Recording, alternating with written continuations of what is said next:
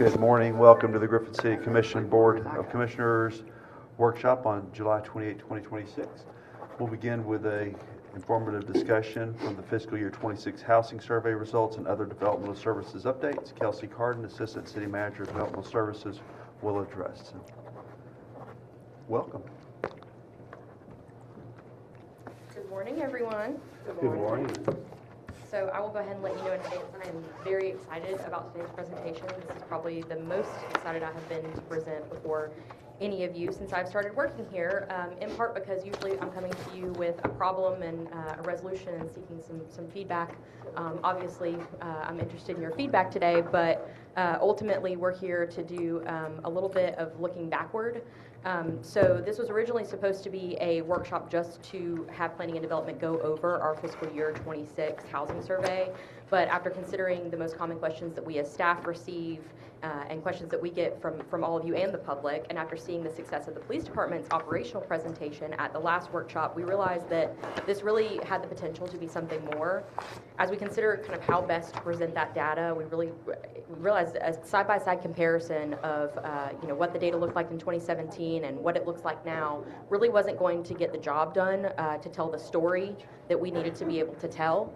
And ultimately, that's what we're going to do today. So while I will normally apologize for the length of time that I'm going to hold you up today, I'm going to bask in it, because sometimes we need to celebrate our achievements, and sometimes it takes a while to do that when you're rock and rolling as good as we have been lately. So as we go forward, be patient with me. If you have questions, I'm hoping that we'll be able to either cover stuff in the moment or we may be covering it later on in the presentation.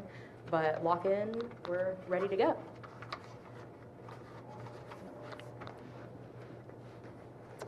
So we wanted to start out again by actually taking a look at and going backward. So to do that, we're really going to be looking at our 2017 housing survey results first. We're going to do a recap of what has occurred between 2017 to 2025, go over our fiscal year 2026 actual results, talk about obstacles, and then talk about where we're going and what we're anticipating in the next couple of months. So we included a quote from Maya Angelou: "You can't really know where you're going until you know where you have been." And I think that, in my opinion, one of the proudest accomplishments and the key takeaway for today is that 10 years ago, we wanted to be where we are right now. And a lot of times we get so focused on where we want to be and what our next goals are going to look like that we forget to realize that this is exactly the state of Griffin that we once dreamed of. And it doesn't mean that there's not room to grow and further improve, but we do need to acknowledge that the amount of progress that we have made is astonishing. So for the 2017 Housing Condition Survey, I know some of you may have heard about this either at a CGA or had it recapped at one of our goals workshops. As a refresher for everyone, this was a collaboration between the city, the county, and the housing authority. A third-party consultant was utilized to do a windshield survey. That is the same thing that we were able to do for FY26. There were a total of 10,331 parcels that were included in that study, with 8,219 of those parcels being located within the city. That included 9,275 structures total. At that time, roughly 32% were considered to be in excellent or good condition, and 50% were deemed fair, 15% poor, and 3% dilapidated. I did not include this in the slide, but I was also able to find the 2004 conditions inventory. At that time, when that survey was done, there were only 3 categories, which were adequate, deteriorated, and dilapidated, which found that about 15% were deteriorated and 1% dilapidated, and that's fairly consistent with the 2017 housing condition survey results as well. So looking at the actual definitions for that survey, I'm not going to go over this in detail, but I do want to note a few things just off the top. These are the condition definitions for the parcels with structures. So the overall curb appeal and the lot condition were incorporated into these definitions. They did assess lots as well, but those were your lots without structures. So if you look at fair as a good example, a property with cosmetic issues such as overgrown lawn or issues like faded or chipped paint, which do not appear to affect the structural integrity. So they were looking at your property maintenance issues, both with the structure and with the lot, the condition and curb appeal of the lot itself.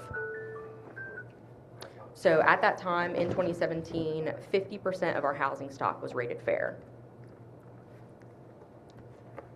The recommendations following the 2017 survey were, I'm hoping, very familiar to you at this point, because I do believe that we have accomplished all of them in majority of them in more ways than one.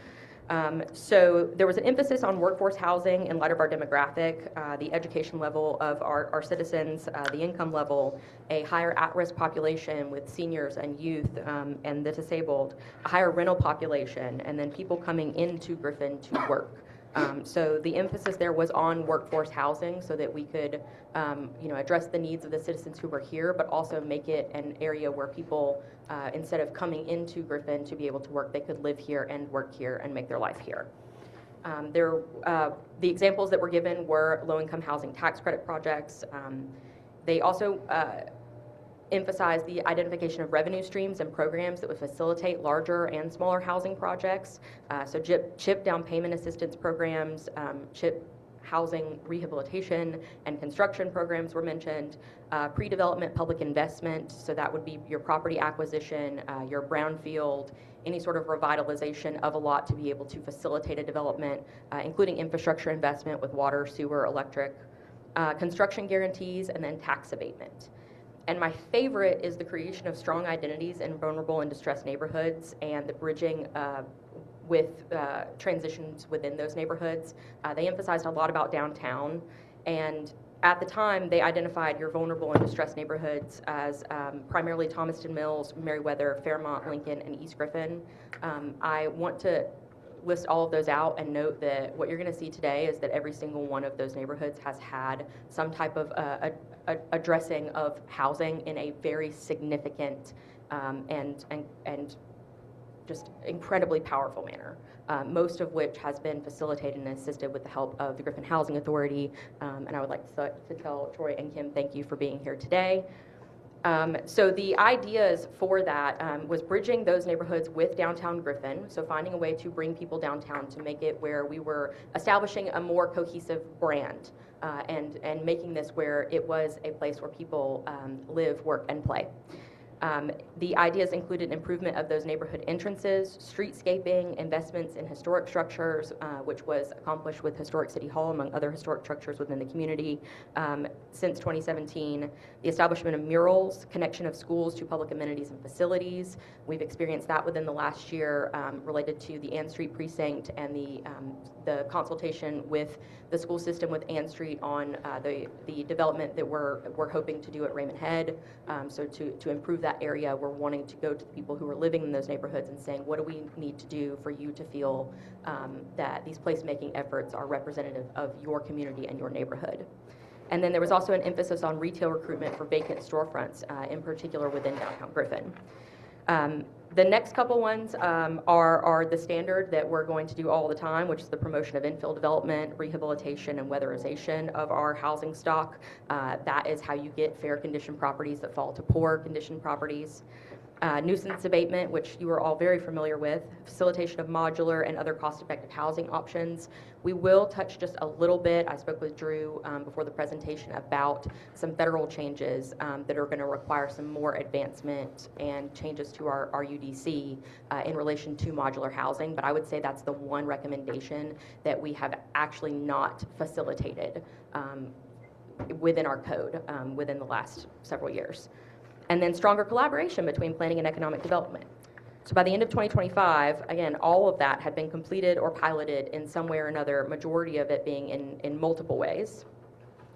I'm going to hand things off to Michelle so that she can go over the success of the Griffin Housing Authority and the collaboration that planning and development and the city has had with the Housing Authority.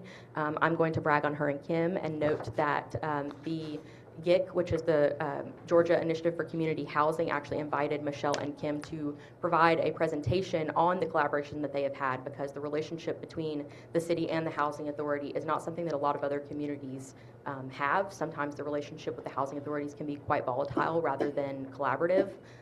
It has been integral to having the success that you're going to see today, so I want to say thank you to both Bob Dole and to Kim for everything that they've done for the community, and we're going to go over that in more detail.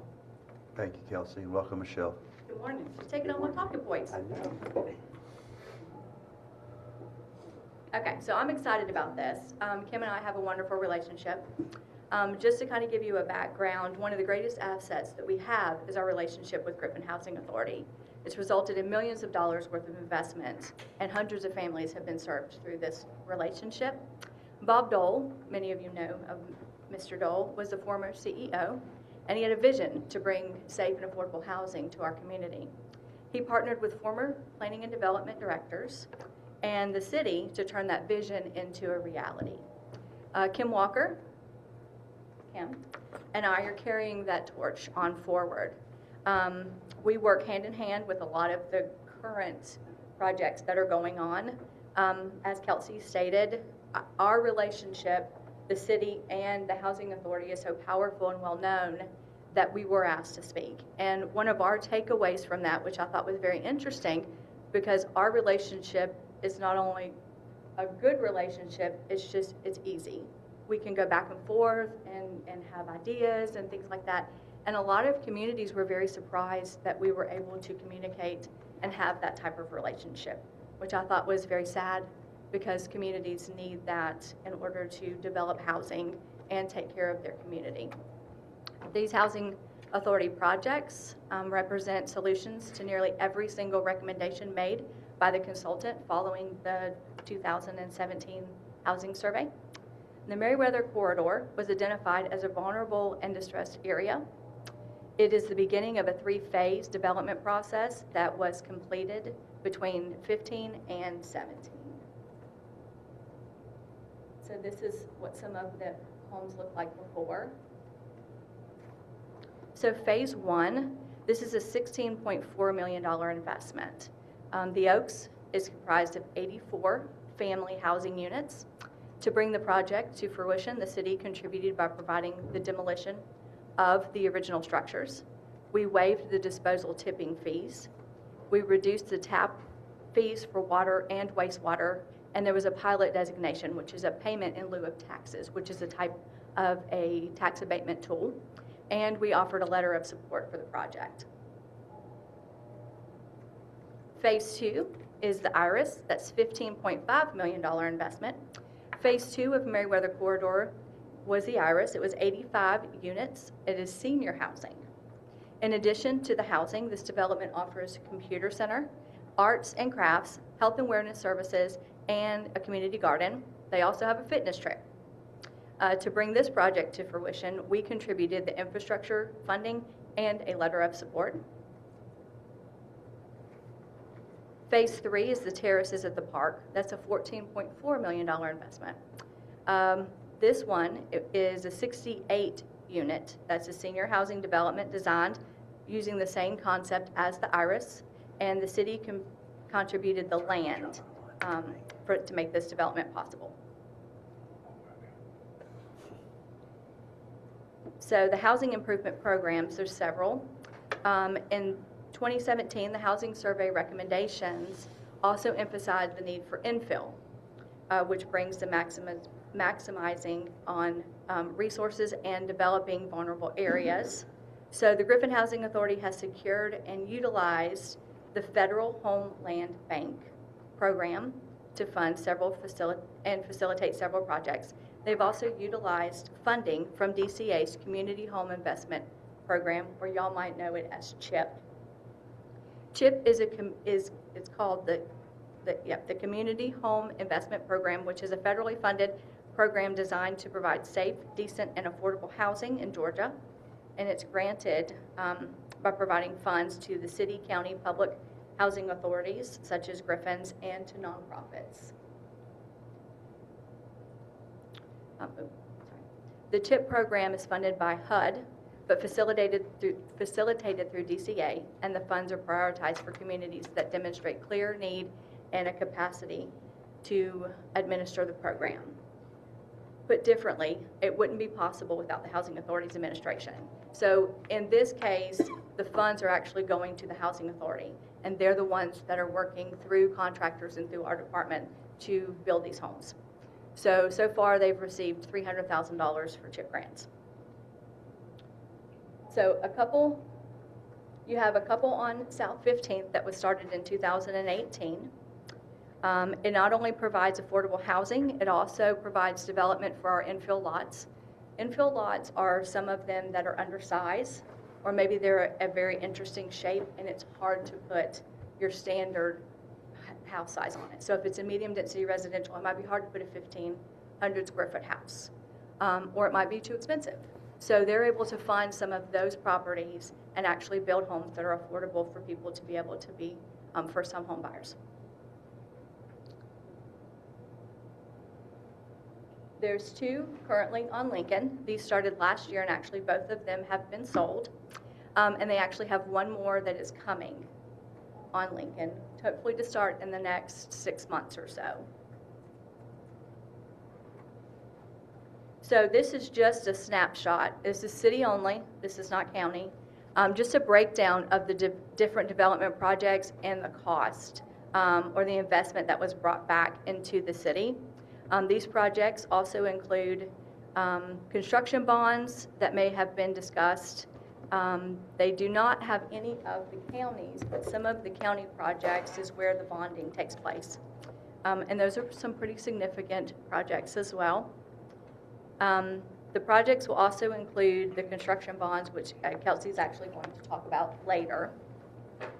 Across the Meriwether corridor phases, the Nine Oaks, Fairmont, Griffin Village, Park at Solomon, Park at Roseview, and Rosenwald, chip houses, and the federal home loan banking investment, their total impact to the city is $161,950,000.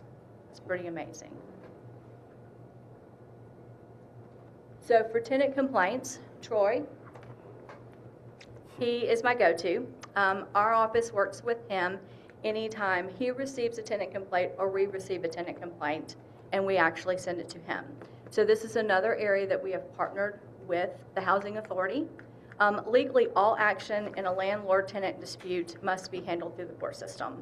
We don't really get involved with that. However, the Housing Authority has the ability to provide informational guidance in landlord-tenant disputes related to the basic rights for the tenants to be able to reside in the property, leasing obligations, and resolutions. Through this process, whether the Housing Authority receives the complaint or the city receives the complaint, the Housing Authority is the one that hosts the information session with the tenant and landlord and conducts inspections of the units if needed. So we receive a complaint or one comes in, Troy goes out there, he talks to the tenant, gets in touch with the landlord, sees if there's a way for them to be able to resolve that problem before having to get the city involved.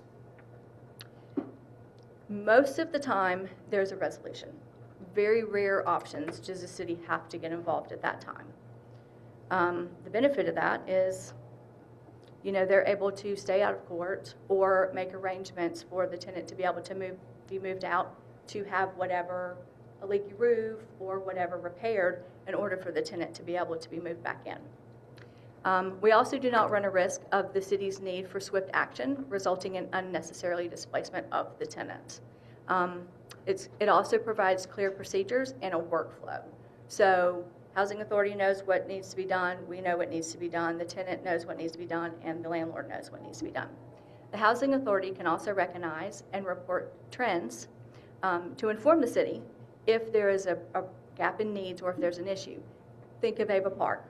That's what happened. They started getting tenant complaints, and it was enough that we got involved. At that point, that's where the nuisance abatement started. So it was Troy and them tried to resolve it. It was something that's not going to be resolvable. That's where we got involved, and this is where we are today.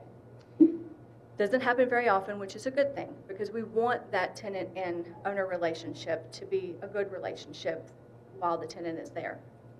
I do also want to mention one thing.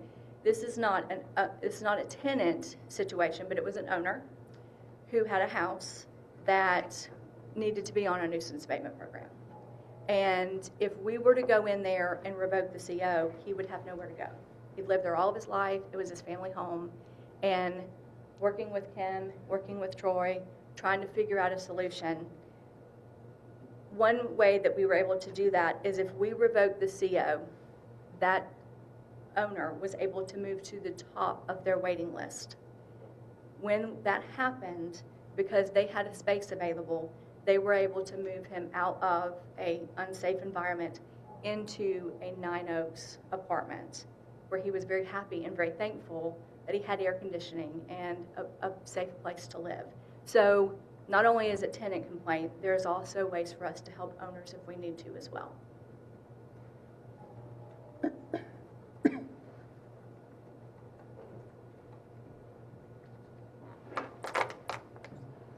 That's okay.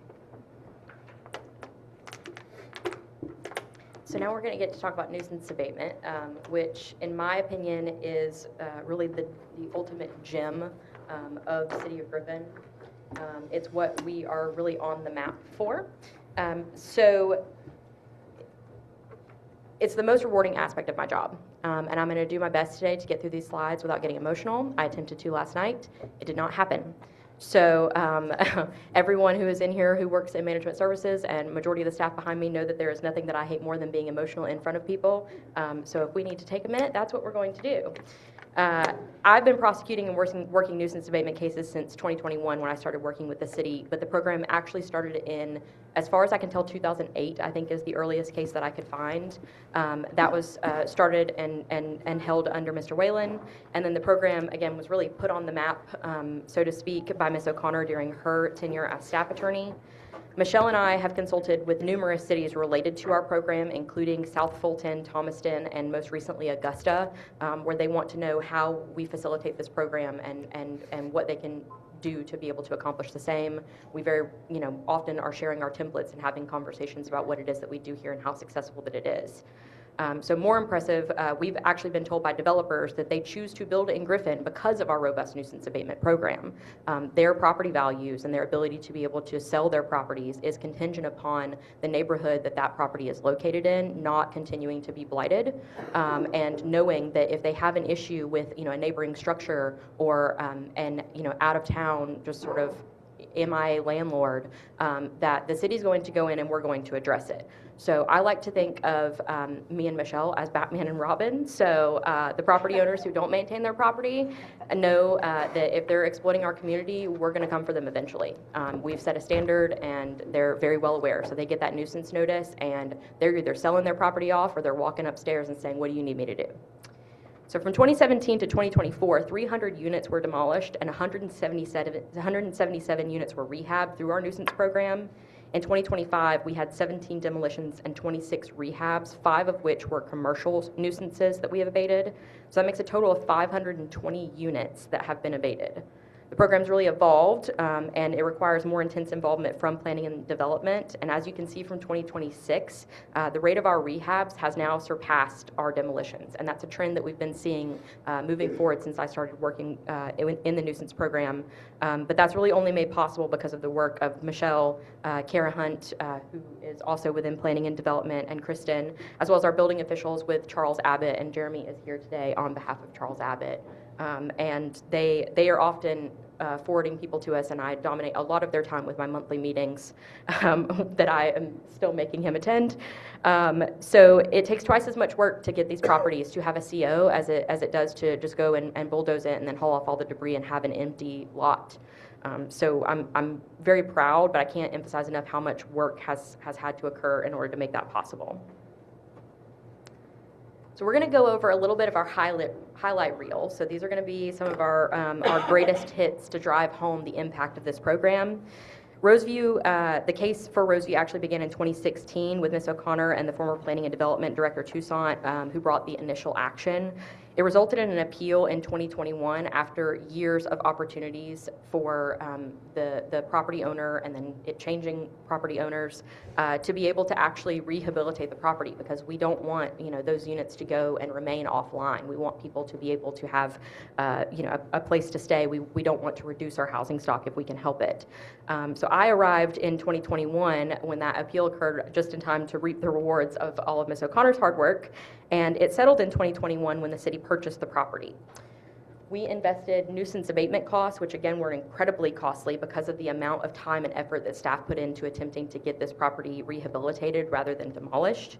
Ultimately, we paid $575,000 for the property, and we completed the demolition of the structure on February 2nd, 2022, so 2/2/22. It will always stick in my head that that's the day that that property fully came down and all the debris was hauled away. Those costs were $131,212.74. That was done in-house by our Public Works Department, which saved a significant expense. And they really are the silent rock stars behind the nuisance abatement program and our success, and I would really be doing them a disservice if I did not thank the entirety of our streets team, as well as Marisa Eller, our Public Works Director. Ultimately, on paper, our investment was approximately $750,000, not accounting for the manpower hours that happened before we got to that point. And we ended up conveying the property to the Housing Authority to facilitate future development. So if you're not familiar, Moore Elementary is directly across the street from this development. One of the stories that I often tell when I describe why the nuisance abatement program is so important actually comes from Commissioner McCord, who's talked at length about what it was like to grow up and walk out of a school and know that the area that you live in does not look like others. Housing touches and impacts every aspect of a person's life, from their health to their self-esteem to their ability to achieve an education. And with social media, it's becoming more and more apparent to our youth when they live in an area that's substandard. So this picture shows the condition of the property on February of 2025, which is 3 years after the apartments were demolished. So kindergartners that started in 2021 witnessed Roseview Apartments standing, and then they witnessed this empty lot. And now, when they walk in August in 5th grade, those same students are going to be able to walk past Park at Roseview.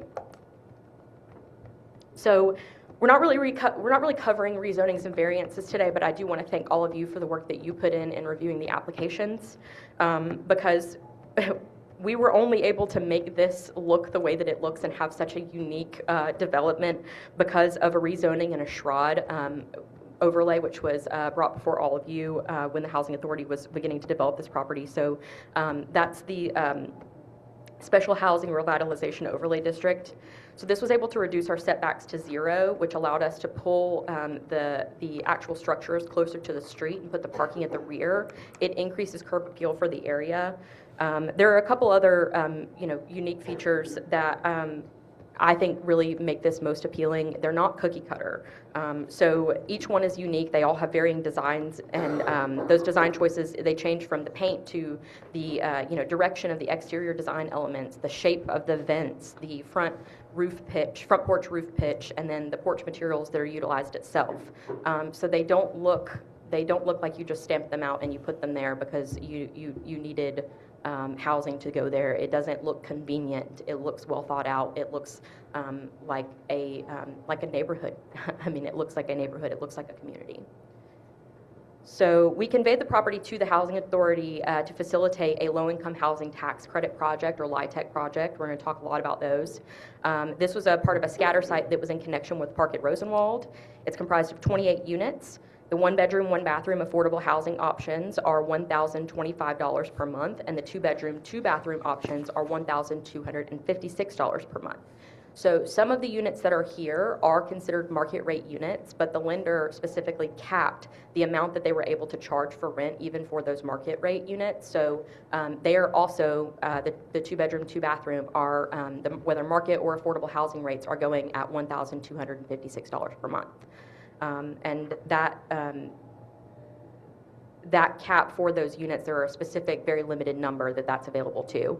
But there are income limits for the affordable housing units ranging from $48,000 for a single individual to $61,680 for a family of 3. Park at Rosenwald is the sister site to Roseview. This land was conveyed by Spalding County to the Housing Authority to make this project possible. It is comprised of 138 units, and the maximum income limits are the same as the affordable housing units for Roseview. In addition to the 1-bedroom, 1-bathroom, 2-bedroom, 2-bathroom units, this area also has 3-bedroom, 2-bathroom units that are at $1,640 per month. Together with the Roseview site, the city's $750,000 investment resulted in a $52 million project and more than 150 new units to our community. So what is a LIHTC project? These are facilitated through DCA. They provide affordable housing units, and to qualify, applicants must make 60% of the median income, and that income cap is based on family size, which is why you see the gradient that we showed on the previous slide. Developers' loan payments are reduced on the condition that they comply with the program's rules. Most notably, you got to provide affordable housing, but the part that really makes everything stick is the fact that they have to manage the program and property for 30 years. So we get a lot of questions, or we see a lot of things on Facebook or comments, isn't this just Section 8? What's the difference? No. For one, the developer's locked in for 30 years, and it's managed and regulated at the state level, and has a lot more local involvement, obviously, with the Housing Authority for many of their tax credit projects.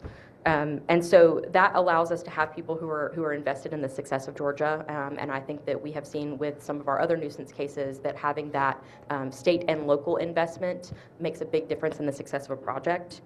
So because the developer is locked in for 30 years, that ensures accountability. It incentivizes them to come up with efficient solutions that are actually going to work, because if they don't handle it right now, it's going to be their problem later. It also allows the neighborhood and the property itself to stabilize, and the importance of that really cannot be understated, because you can make all the development that you want, but if you don't have the security of that neighborhood being able to stabilize, it's always going to be a ricochet effect of improvement and nuisance, improvement and nuisance. So these are competitive projects. Went a little too far. These are competitive projects, and we actually get points added to our applications for being a GET community. We've had the opportunity for bonus points as well because we are a Plan First community. This speaks really to the work of planning and development, our housing council, so thank you for all of you who have attended. And it also speaks to our utility departments who put in a lot of work in making sure that those designations remain as well. So that gives us access to our CDBG funding, CHIP funding, redevelopment, and downtown revolving loan funds that we're going to talk about that are utilized by DDA. And all of that has made these successful projects and the progress that we've made possible. So it's a citywide effort and a citywide impact. And I want to make sure that we're noting that this isn't just one department. It's really not even just a division of development services. It's a citywide effort to be able to make this available and make these resources available to the community. The next question, if you are like many people, you may be looking at those prices and saying, is that really affordable? So Michelle and I both separately completed Zillow searches last week. And as you can see from the results, the rental amounts that are for Roseview and Rosenwald and for the LIHTC projects are commensurate with older units within the community, and even some houses. So I did add in the Carlisle to show a market rate comparison of a 1-bedroom, 1-bathroom, which goes for $1,300 per month. And I believe that the most exciting part to me is that these structures and these developments are so successful that by the time Michelle and Kara are signing and issuing a CO, they're already rented. They're ready to go, and they're ready for people to be able to move in. So a need is being met. Now we're going to transition to Ava Park Apartments on our highlight reel tour, which is probably caused me to lose more sleep than anything else that I have done with the city. This is an 80-unit apartment complex located on West College Street Extension. The nuisance action was actually kick-started in July of 2024 by a group of residents who sent the Housing Authority a petition detailing substandard housing conditions through their tenant complaint process. This property had a HUD Housing Assistance Project, or HAP project contract. That is what I would say a lot of people would label or identify as Section 8. Section 8 doesn't exist in the same way that it used to, but the closest you can get is really a HAP contract, like what was on Ava Park. And to the credit of the people who have concerns about Section 8 programs, this property was inspected by HUD on an annual basis, including in January of 2024, 6 months before we received the tenant petition related to those complaints, and it received a passing score by the federal contractors who inspected it. Staff drafted and served a nuisance notice in July of 2024 on the property owner, and we actually went out, myself, code enforcement, as well as a couple of police officers and the Housing Authority, and hand-delivered a letter to residents informing them of what was going on and the potential for what might be coming, to try to provide them with as much time as possible for them to be able to get their affairs in order if they needed to, and then also to provide them with an opportunity to speak with us if they had more information that they would like to share.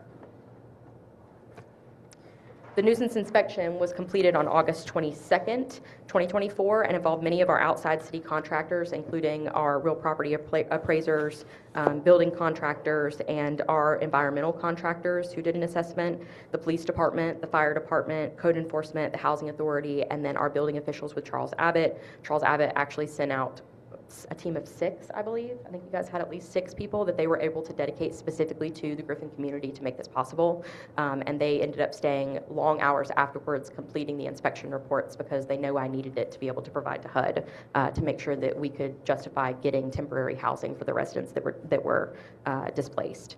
So our communications and community engagement team, which is now a department, worked with the community organizations and local businesses to ensure that we could provide breakfast and food donations to residents who were displaced during those inspections, who had to be, outside when the inspections were taking place. By the end of the day, the certificates of occupancy for all 80 units were revoked and approximately 40 households were displaced. Per federal law, the landlord was obligated to place those displaced into temporary housing. We had concerns about whether or not that was actually going to happen.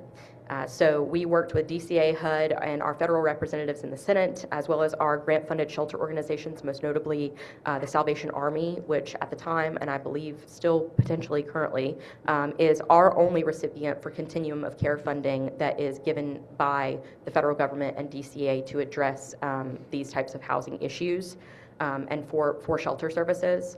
So we were able to create a backup plan for temporary housing should that owner fail to meet those obligations, and we met fairly regularly after that to make sure that we were following up and following through so that if we got any indication that they were going to be put into a vulnerable position again, that we would be able to address it. And ultimately, unfortunately, that is what occurred. So the owner completely backed out and decided that they did not want to comply anymore. HUD ended up terminating the HAP contract in October of 2024, which allowed the residents to become eligible for a housing choice voucher. Importantly, thanks to the work of the Griffin Police Department and planning staff, we were able to gather evidence that we provided to HUD, and that initiated a federal investigation that resulted in a federal search warrant of the CEO of the owner company, the management company's home.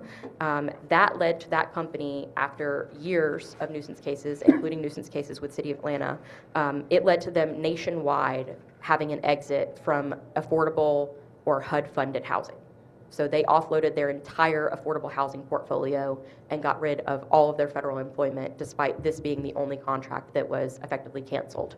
And I do firmly believe that that is because of the work and the pressure and the amount of evidence that we were able to turn over to HUD. A nuisance hearing was held in October. I was 8.5 months pregnant and very angry and walked in here fully prepared to obtain an order for demolition on that case. However, a local developer actually showed up, someone that we had seen do some quality work in other areas, and they made a proposal and indicated that they believed that they could turn this into a viable project. A consent order was ultimately reached after the sale of the property to allow for rehabilitation of all 80 units with a deadline of December of 2026. The city's cost for our nuisance abatement case at that point was $13,021.38. So that's just over the course of that 4-month period. Doesn't include in-kind time that any of the staff spent. That's just in our contractor fees. And we ended up recouping those funds, as well as unpaid utility funds that were, rising very close to $100,000 by the time we went to court. So we were able to recoup those as part of that consent order. The top photo that you see here shows obvious mold growth on the walls. This unit was actually just above a unit that had young children residing in it. The photo on the bottom right shows the extent of that growth, where you can see at the baseboard where the mold was growing off inches at that point off of the baseboard. So while this was not an occupied unit, environmental issues don't contain themselves to one particular unit, and the impact the impact could have affected the other people who were within the building that unit occupied. You can look at the bottom left. This is actually a unit that was boarded up when we arrived. There was a significant amount of blood that was in that unit, as you can see from the photo, but we checked. There was no incident report related to any sort of violent crime within that unit that we could identify or find that might be associated with that.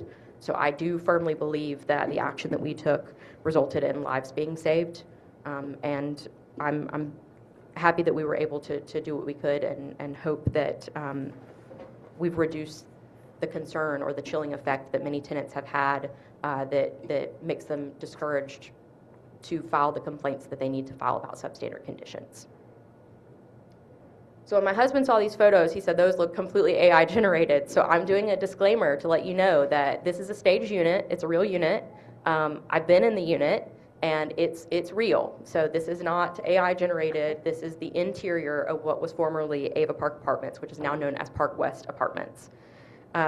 There are still 80 units, but they have managed to do all in-unit appliances, including hot water heaters, washer-dryer units, and dishwashers. These are not stackable washer-dryer units. There is a dedicated washer-dryer laundry room space in each of these units.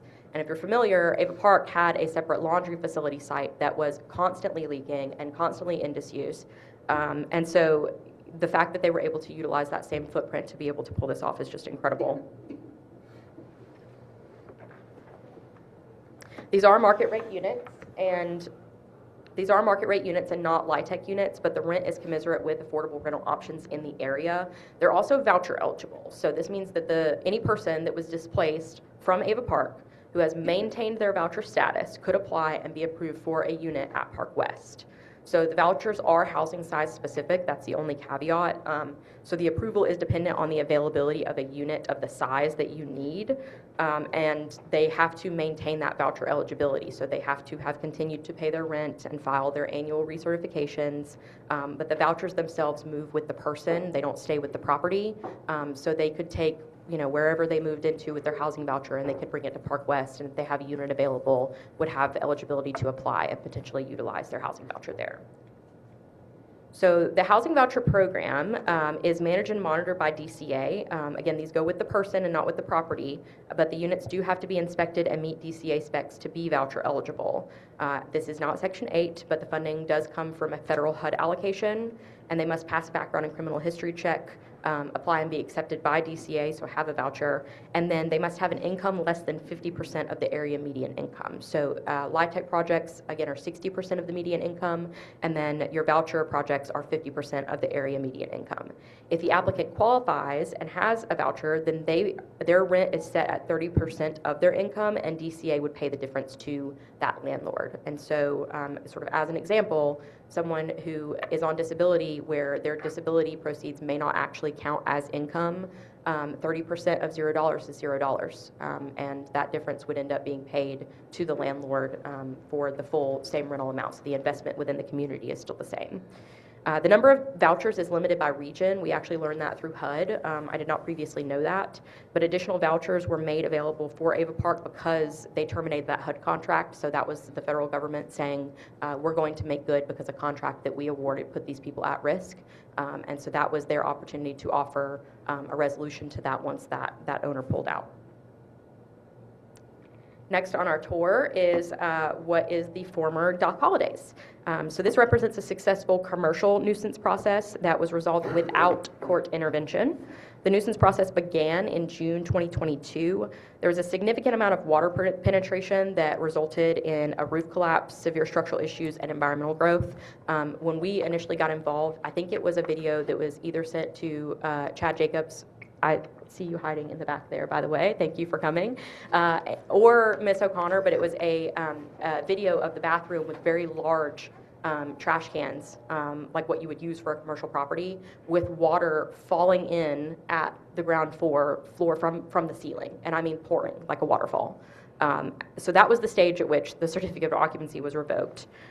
You can see from the first photo on the ceiling that the wall, or the ceiling there is similar to the wall at Ava Park, where the environmental growth eventually got to the point where it was growing off, inches from the ceiling. The second photo is of a makeshift pool that was made of tarps and other materials, along with trash cans that were meant to catch water in the upper floor area. And then the third photo is of the roof collapse, and this is actually after it was partially shored up to prevent further collapse. So the initial rehab started in September of 2022. That primarily involved shoring up the roof and making sure that it structurally was sound so that someone could continue to work in there to complete the rehabilitation. That was done with the help of a structural engineer, and ultimately the property was sold in 2024, and new rehab plans were submitted for the white box of the commercial space downstairs and permits for 4 loft apartment units upstairs. So this is an outdated photo, but I do think that you can see that's where the swimming pool was, that's where the roof was collapsing. A CO was just issued within the last month for the white box commercial space, and for anybody who's unfamiliar, white boxing is essentially creating a blank slate. So you get a certificate of occupancy saying that it can be occupied, but if someone wanted to come in to do, a bookstore versus a restaurant, they would invest and pull permits to obtain a certificate of completion and retrofit the space to meet all fire codes that they would need for their use.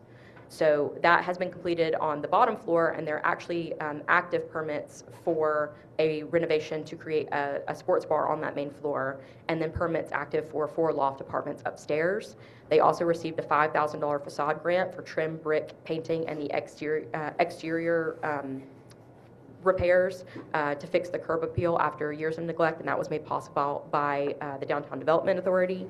The total investment to make that possible was $300,000. So far, that's what we have from construction costs. The total investment to remediate that problem and return a commercial housing in downtown or commercial space in downtown to functional use and make way for another business that will earn sales tax was $300,000. The next project that we want to cover is the one that we receive the most questions about on a regular basis, which is Park at Solomon. So Park at Solomon is a 9% LIHTC project. These are more limited than the 4% tax credit projects because there's a limited number allocated per state on a per capita basis. This is a mixed-use project with 1,500 square feet of retail space on the bottom. It will have a total of 69 units and is anticipated to be completed by November of 2026, if not sooner. I believe that it may be sooner, according to the Housing Authority.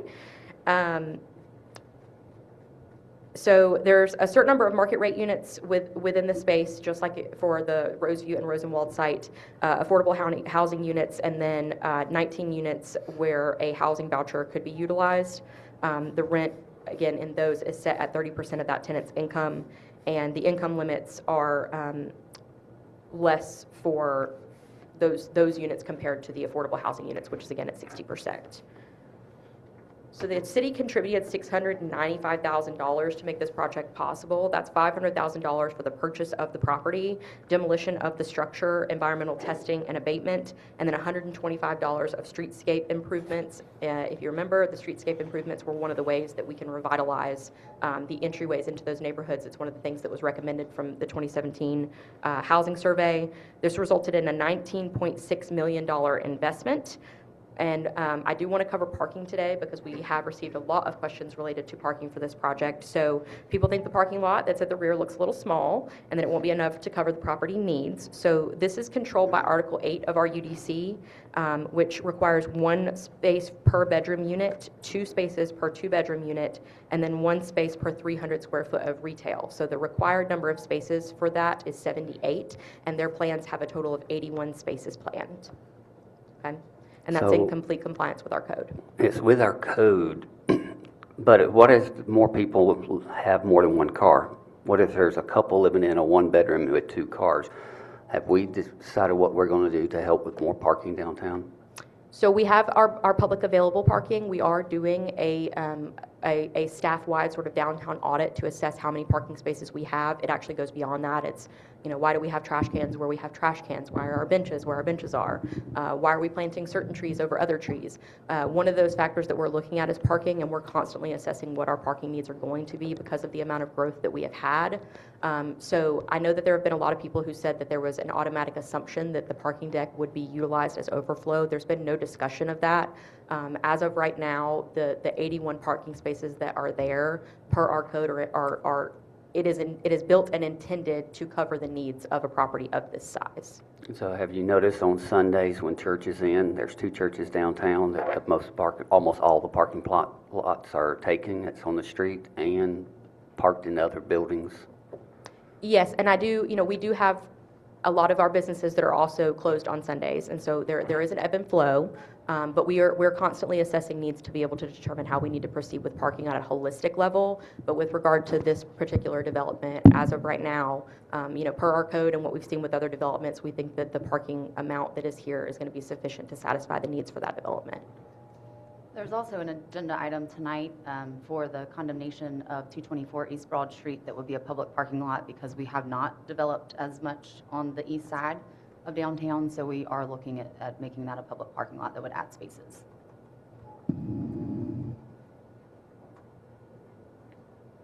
Okay, now that we have covered nuisance abatement, this is the area where my jaw dropped as we were preparing all of this. I, in fact, doubted these numbers so much that me and Michelle spent Friday doing an audit to confirm that it was actually accurate. Based on that audit, after going through the reports, I only found what would be approximately a 0.5% margin of error. So this is just single-family new builds. This does not equal to our single-family rehabs that have been brought back online, or that where someone has made an improvement to a structure that they currently live in. From 2017 through 2025, there were a total of 570 new single-family houses that were built. These include development at Coldwater Drive, Mary Avenue, Crescent Lane, Westminster, and Ells Way. The total amount for that, and I'm just blown away. The total investment just in construction costs is $154,406,957. So I can't even fathom how that is possible. But when you go and you actually take the average, that's an average construction cost of $270,889. So when we talk about housing prices and we're talking about looking at it in relation to your construction costs, our home ownership problem, a lot of that we've started to wonder, is our code working against us? Is it actually serving the needs of our community? And I do fear that this is a big indicator, a numerical indicator, that may not be the case, because you can have someone who invests $270,000 in construction costs, but then that property has to be sold at a greater rate than that. And so how does someone who is in the middle ground, who doesn't qualify for a LIHTC project, supposed to be able to purchase a structure like that? If you remember, I did have a house that was on Mary Avenue that was listed in the for rent, and the rental amount for that house on Mary Avenue was $2,400 a month. So if you have someone who can't afford to purchase and they are renting, if they're renting a house of that size on Mary Avenue as a new construction that had these construction costs, that's a rental amount of $2,400 per month. Kelsey, let me ask you, are these including but not exclusive to, or, so the 570 new, is that including, or, in other words, the 3 locations that you have listed, that total investment is just that, or is that for new homes overall? That's new homes overall. Those were just the primary locations. So if you look at 2018, 2019, and 2020, I wanted to make sure to explain sort of the fact that those were significantly higher. So those outlier years, I wanted to note those were the major developments that we had on those streets at that time. Yes. Where is Mary Avenue? I am the worst person to ask about where locations are. It's the one across from sort of Karen Ellis Way. Village. Oh. Before you get to Griffin. Oh, okay. I'm very bad with maps and describing where things are located, so thank Wonder you. whose district that is. That would be yours. I never heard this story. I never heard this story. I know where you're going today. Jesus. Please don't print it. Okay, next, looking at commercial housing, even though we've sort of gone over it collectively, I want to talk about the total number of units and then the amount of investment. So to put it all together and in perspective related to housing, the city has added 877 commercial housing units across market rate and workforce housing units. With our single-family units, if you count the Ava Park rehab, that's a total of 1,447 new housing units in the city in 7 years. It's incredible. As my last little shout out to the Housing Authority, this photo was taken during Georgia Cities Week at Planning and Development's Night at the Archives event. So this was one of 2 events that the Housing Authority actually attended with city staff that were meant to be outreach opportunities to our citizens to connect them with planning and development and make sure that they knew who they're working with before they have to come in and file a complaint or put in an application for that permit. So that partnership goes beyond just facilitating those projects, and we're incredibly grateful for that. Jeremy Stratton actually did a little bit of math yesterday, and he said that it was at least a 10% evolution in our housing stock since 2017, which can be seen in the results that we're going to get to in a moment. Kelsey, one question about that one, just in case I have questions from those at home who watch this.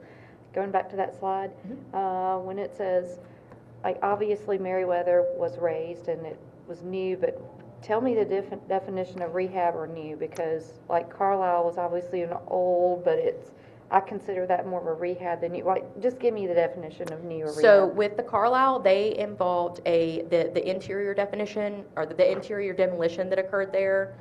They kept to the historic, areas, but it was essentially changing what the use was. So that is a new, that is a new application. Okay. And then for the rehab for Meriwether, I may have that wrong. I know. Meriwether It- should be new. It was New, demolition, okay. yeah. So those are on me. So I'm sorry. those, Didn't the mean to be rehab for those difficult. are I on me. know I will have that question. So Yes, okay. yeah. So the Meriwether ones are inaccurate, so that's on me. And where is Griffin Village? Griffin Village is That's in our. my district. Oh, I'm That's sorry. out- That's out, That's the 362. Okay, all 362 right. development, yeah. I know my district. Sorry, y'all. Back and forth. Yeah, that's the And 362 you're development. missing Meriwether Phase 1. Or no, Yes, wait. that was because that came online in 2016, so it was initiated 2015, came online 2016. This is the additional units beyond those that were accounted for in the 2017 housing survey. So that's meant to just have sort of the difference there. Okay. But when we initially went over Meriwether, we really can't cover Phase 2 and 3 without also talking about the family units for Phase 1. Okay. But that is an entire Meriwether corridor revitalization. So the commercial new builds, this is just your new build construction for commercial. I will say these also have a little bit of confusing things related to rehab and demolition. So as an example, one of the commercial new builds that's counted is the Wendy's that's on North Expressway, because it essentially was the building structure is entirely different than what it was before that commercial work was done. It was much more extensive than a rehab, but that is accounted for in our system as a commercial new build. So the total investment in commercial new builds, including it does include major rehabs that require the demolition of the original commercial space, is $69,717,649. The largest investments were the self-storage facility on Kalamazoo, Home 2 Suites, Holiday Inn, and the Griffin Spalding School System's transportation space, or their bus shop. That was a $7 million investment, and even though we don't issue the certificates of occupancy for those, we did do a civil plan review, and it is a $7 million investment, and then ultimately results in an increase in sales taxes when that work is being completed. So we did feel that needed to be included since we had that data because they had filed an application for a permit. New businesses from 2017 to 2025, I find this one very interesting. It's very consistent and follows this strange trend that I don't quite understand or know why. So there were a total of 1,941 new businesses. This does include your booth renters. So think about salons or people who have spaces within your antique shops. It also includes location changes. We did not include the ownership changes in that, but we wanted to include location changes because those usually result in a material investment to make the property or location serve your particular purpose. And it also includes home occupation. I was surprised that there were not more around COVID, but I do think that you can see the 2020, 2021, and 2022 sort of uptick that maybe kind of showing a little bit of a trend there. But this was very interesting that the pattern seemed to follow. Kelsey, Yes. out of that 1,900 plus, how many are still in business after a 1 year, 3 year, 5 year, and 10 year? I do not have that information today.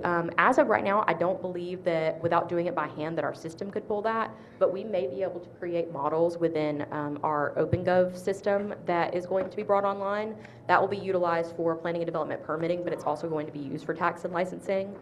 So if we needed to, we could develop a program and we could have that, as we're going forward and 10 years from now, but we would have to add those up by hand, I think. Yeah, it's just curious because if we got 1,900 new businesses, how many are still in business? Mm-hmm. How many were just open for a year and closed down? And why did they not make it longer? And see if there's some way we could help them progress past those years to help them be stabled in a figure in the city. Excellent idea, and that is, we're going to touch on a little bit of I want to do the same thing, which is why we're looking at our staffing changes, or we already looked at our staffing sort of operational gaps. And there's a business relationship manager position that's being currently, the application is currently out within our economic development department, and the intention is for that to be a connection point between the city and then the current businesses that we have here to see what are we doing well, what can we do to provide the support. Right now, Jeremy does that, but he's also looking at bringing in new development, and so this allows us to fill that operational gap and have sort of a dedicated person to be able to address those types of things. So I absolutely agree. Thank you. Okay. The next, I'm only going to cover downtown events briefly, but from the previous housing survey, the 2017 housing survey recommendations, it was about creating a culture and a brand within neighborhoods and really bridging those neighborhoods with downtown Griffin. So I want to focus first on the 2021 to 2024 event numbers. So the events increased during that time from 49 per year to 191 per year, with attendance growing from around 18,000 to more than 60,000 per year, which is incredibly impressive. So you'll see that big boom in 2025. So that's your outlier, which is why I want to consider that completely separately, why there's a little asterisk there. So that jump is due in part to how we measure the events. So we've changed how we measured it, so going forward, we can look from 2025 to the events going forward to look at our success. In 2025, we looked at Main Street guidance, and they basically acknowledged we're not giving ourselves full credit for the other things that we've brought downtown, which is businesses that are hosting these events. So everything from your trivia nights to your chamber events, those need to be accounted for, not just our second Saturday events or the community partnered or funded events.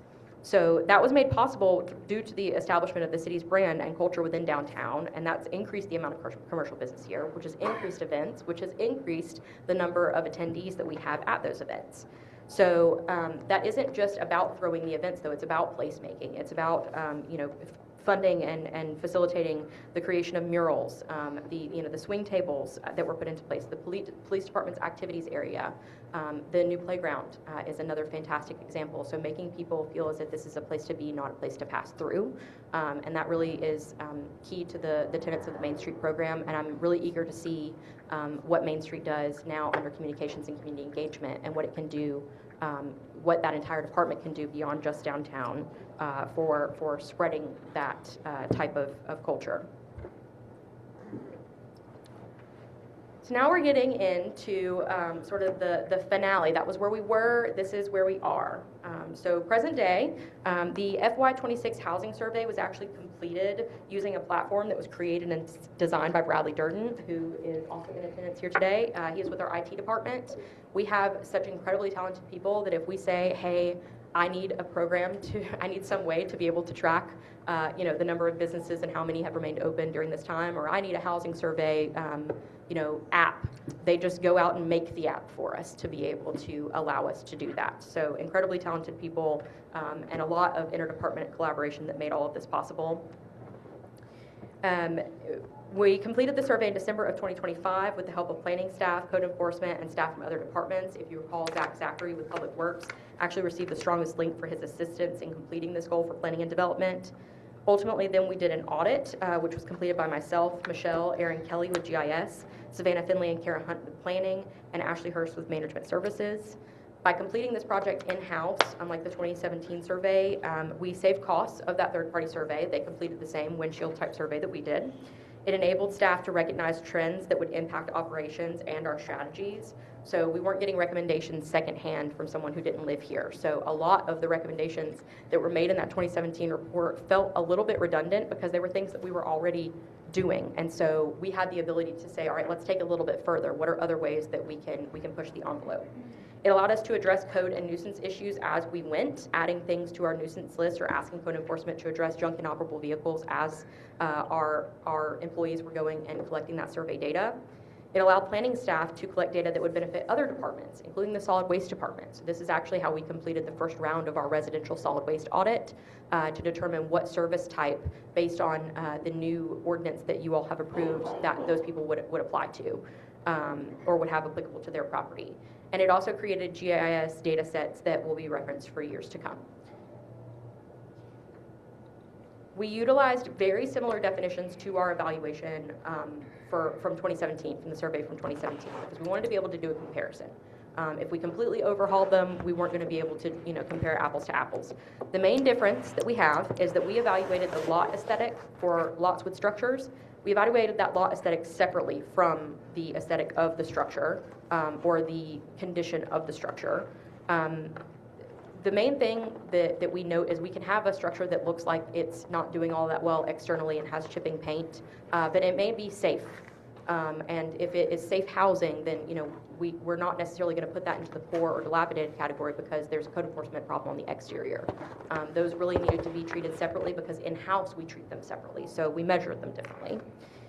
That allowed us to look at housing nuisance versus a code nuisance separation and address those based on the specific needs.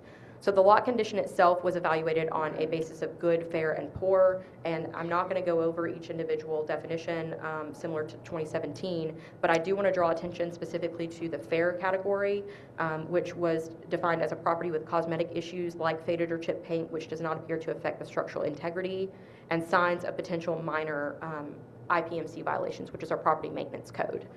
So those are ones that I would not necessarily say would be added to our nuisance list.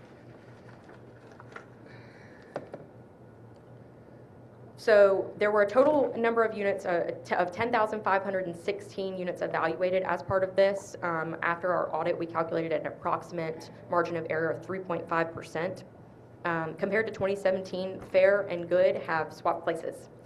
So the at-risk category went from 68% in 2017 to 34% in 2025 and 2026.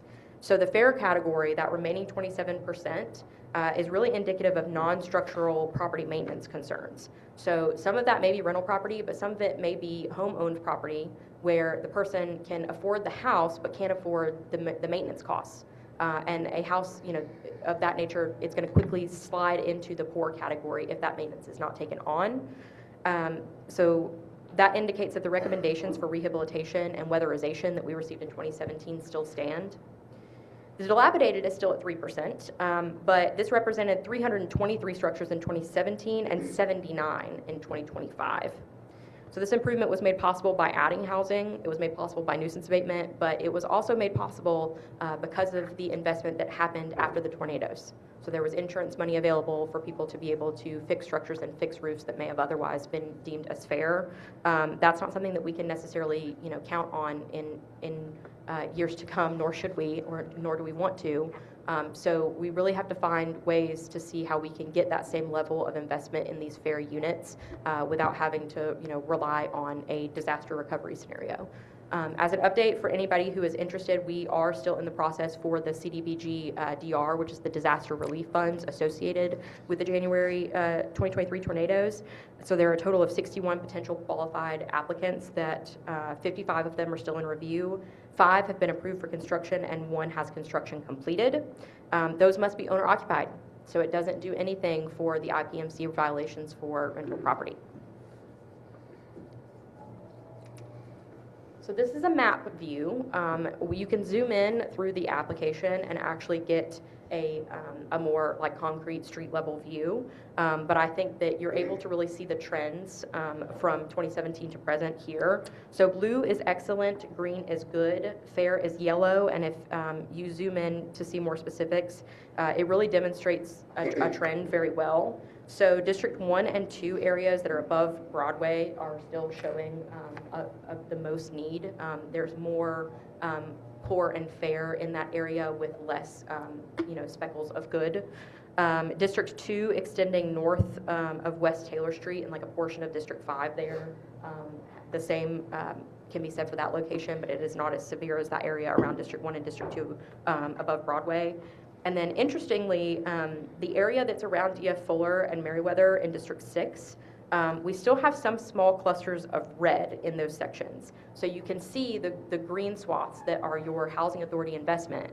But they're still, because of the green, you can draw your eyes and your attention to those little red specks that are over there in that Merriweather and D.F. Fuller area. So that's an area, going forward, we can reference this and utilize this for determining how we can proceed with nuisance abatement more strategically. So with regard to the measurements for lot aesthetic, this is where we're looking for our code violations. So there are, we're looking for the code violations, but we were also noting aesthetic concerns that may not amount to code violations.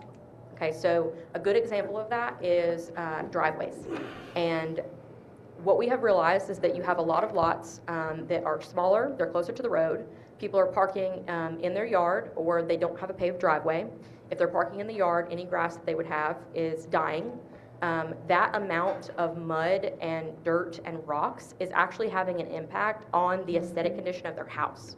So you could have a house that may have a good curb appeal that ultimately ends up looking like it's in fair or poor condition because of the exterior area and the fact that they don't have any paving there. It also potentially results in runoff issues and more impact on stormwater and on like the street itself and the maintenance of the street itself.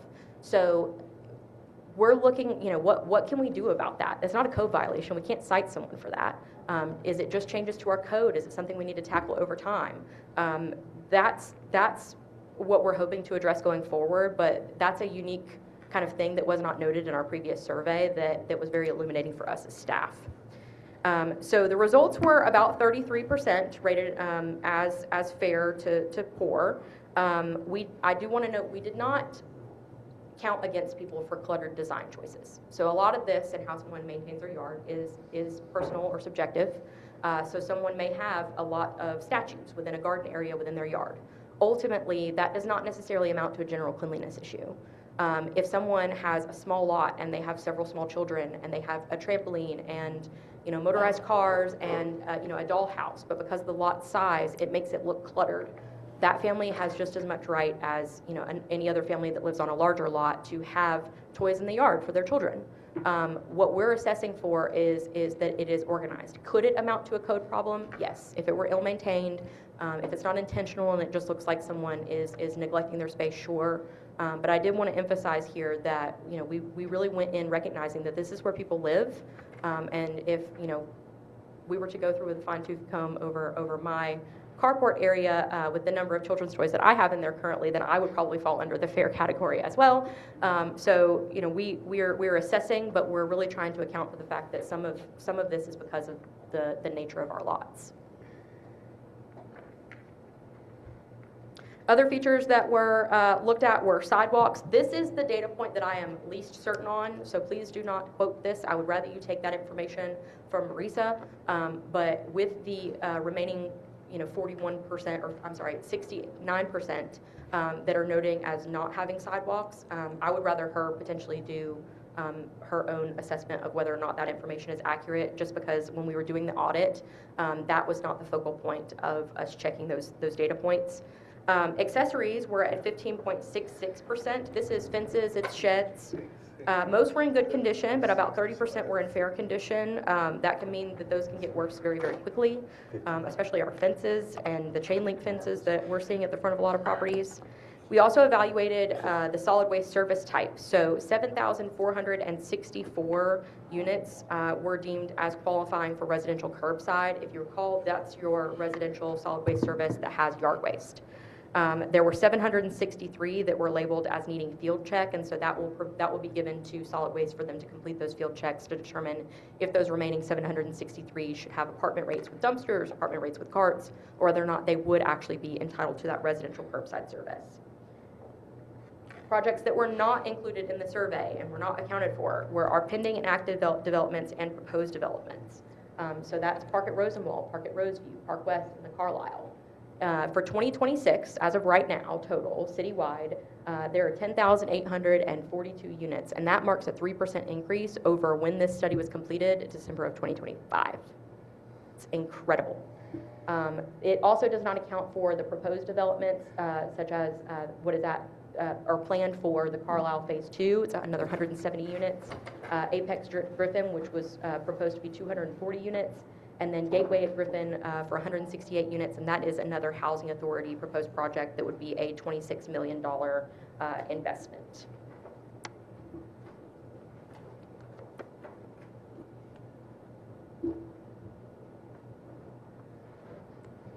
So what have we learned so far? A lot. We've learned that we've improved since 2017, but there's a lot of work to be done in our vulnerable areas. Many remaining nuisance structures may be occupied. So back several years ago, there were vacant structures. Now we're finding that people are actually living in them, and we're trying to determine how to approach that. How do we address maintenance issues, IPMC issues? That's our code issues. Rehabs, weatherizations. Do people need new roofs? Is it just runoff in their yard? Issues like that. Rental versus owner occupied. The rental rate is still estimated at around 60%. Many areas have code issues or non-code aesthetic issues, like the dirt driveways that Kelsey was mentioning. Dirt driveways are because of the small lots. We're noticing a lot of that. Some people are parking in the right-of-way that we're having to address. That also affects our right-of-way curb appeal, which also affects, public works and what that looks like with your runoff, which affects stormwater. So we're addressing all of those issues also. Are they, running over and bumping into the trees that we have to replace? Just different areas like that. So some of those can make a fair or good property look poor in that case.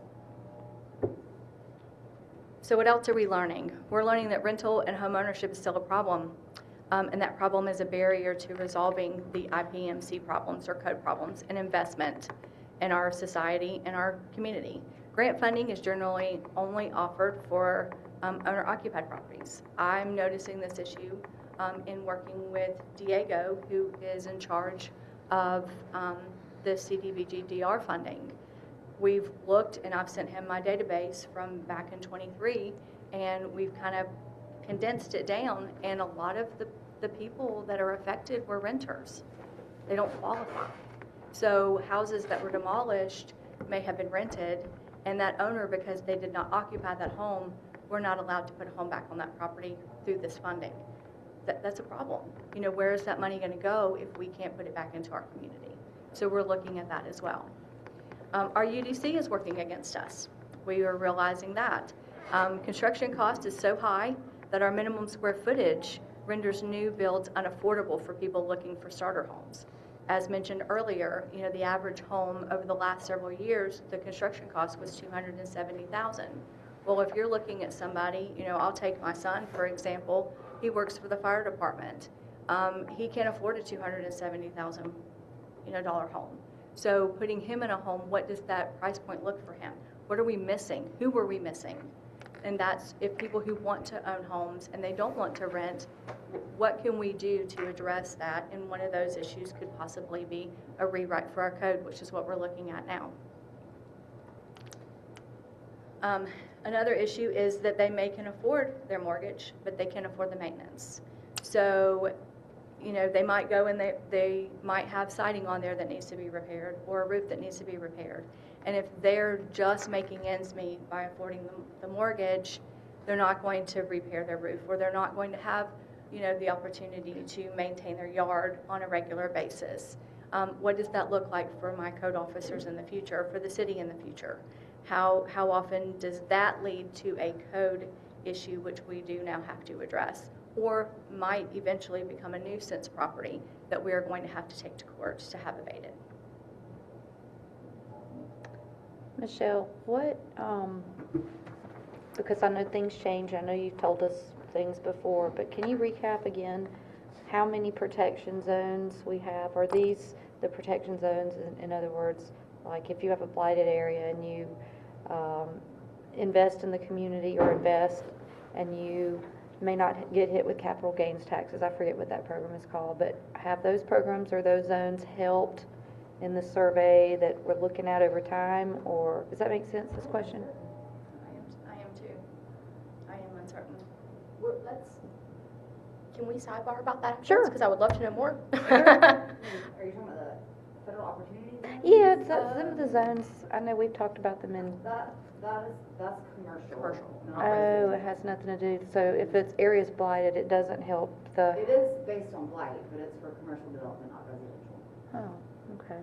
There would be a potential for like utilization in like a downtown area, for example, because of it being like a commercial space, but it's not intended for residential housing. I wonder if any programs exist that would help, just, I don't know. Sorry, we can sidetrack that, just my brain's thinking somewhere else.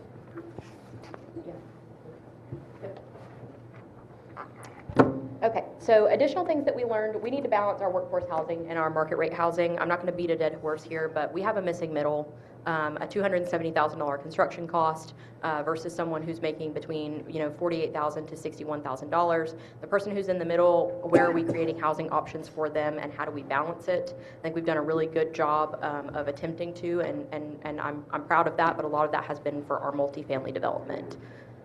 So that's something that we're wanting to continue to look into and find ways to balance it out and look at what other communities have done. We're also assessing our staffing needs and our operational gaps. So the information that I wanted that I didn't have, what do we need to do on a regular basis to be able to get that? Staff has to sleep eventually, so it is a very good point that we want to know what's getting people to stay, what's driving people out, what barriers do they have to staying. Or do we have areas where we have a carousel of businesses? Are there certain types of markets that aren't working? And Jeremy does a fantastic job from economic development's perspective on looking at those trends at a grander commercial scale, but he needs someone to be able to have that fine-tuned relationship with the people who are already here. And it goes just beyond that. Michelle, right now today we're only covering one or two things really that planning and development does. We're not going in depth with zoning. We really haven't gone in depth with code enforcement. And there is a development portion of the job. There's also a planning portion of the job. So we need to have time to look at the big picture, come up with the plans for what it's going to look like 10 years from now. And in order to do that, we have to have time to be able to sit down and get our hands dirty to find those programs to be able to solve these problems. We also have to start treating code enforcement as a career. And this is another one of the areas that I'm extremely passionate about. And after, I'm going to call her out, but having a conversation with Ashley Hurst, who is my legal assistant who used to work for animal control in Clayton County. She had some previous conversations with people that she worked with who were in management who really viewed code enforcement and animal control as something that you just do till you move on to something better.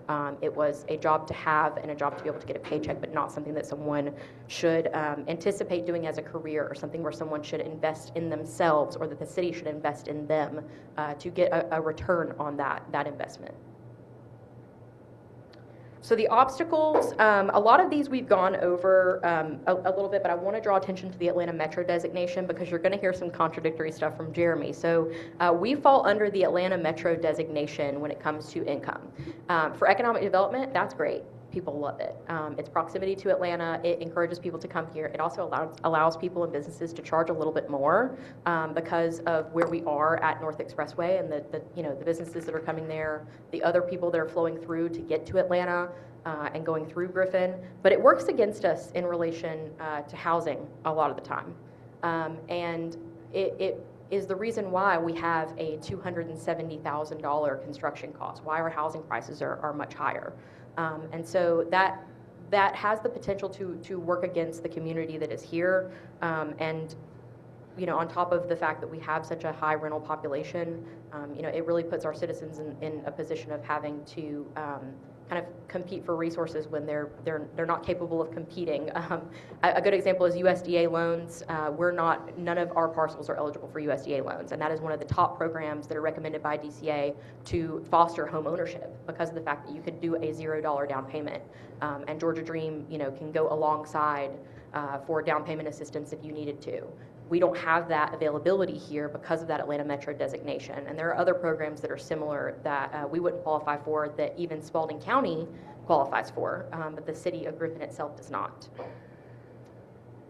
It's a chicken and egg question. So when it comes to development, especially multifamily development or housing, home owner-occupied housing, the banks want us to demonstrate that a program can be successful, but in order to do the program, to prove it can be successful, you need the bank to loan the money. State funding for historic properties is not currently available, so in looking at our blighted commercial properties that are historic, your options and for resolution are much more limited. Nuisance cases can carry heavy fines, and that's deterring a lot of properties that have those nuisance liens from being purchased, so that's an obstacle. How can we lower that barrier? Most programs are for owner-occupied, which you have heard, and many of the nuisance units that could benefit from rehab are occupied units. Ultimately, it's not just that if I go in and I revoke the CO, someone may not have somewhere to go. It's the reality that if they want to take action against that landlord who may have done wrong, the city can't actually help them with that because that's intended to be a civil matter that has to go through the court system.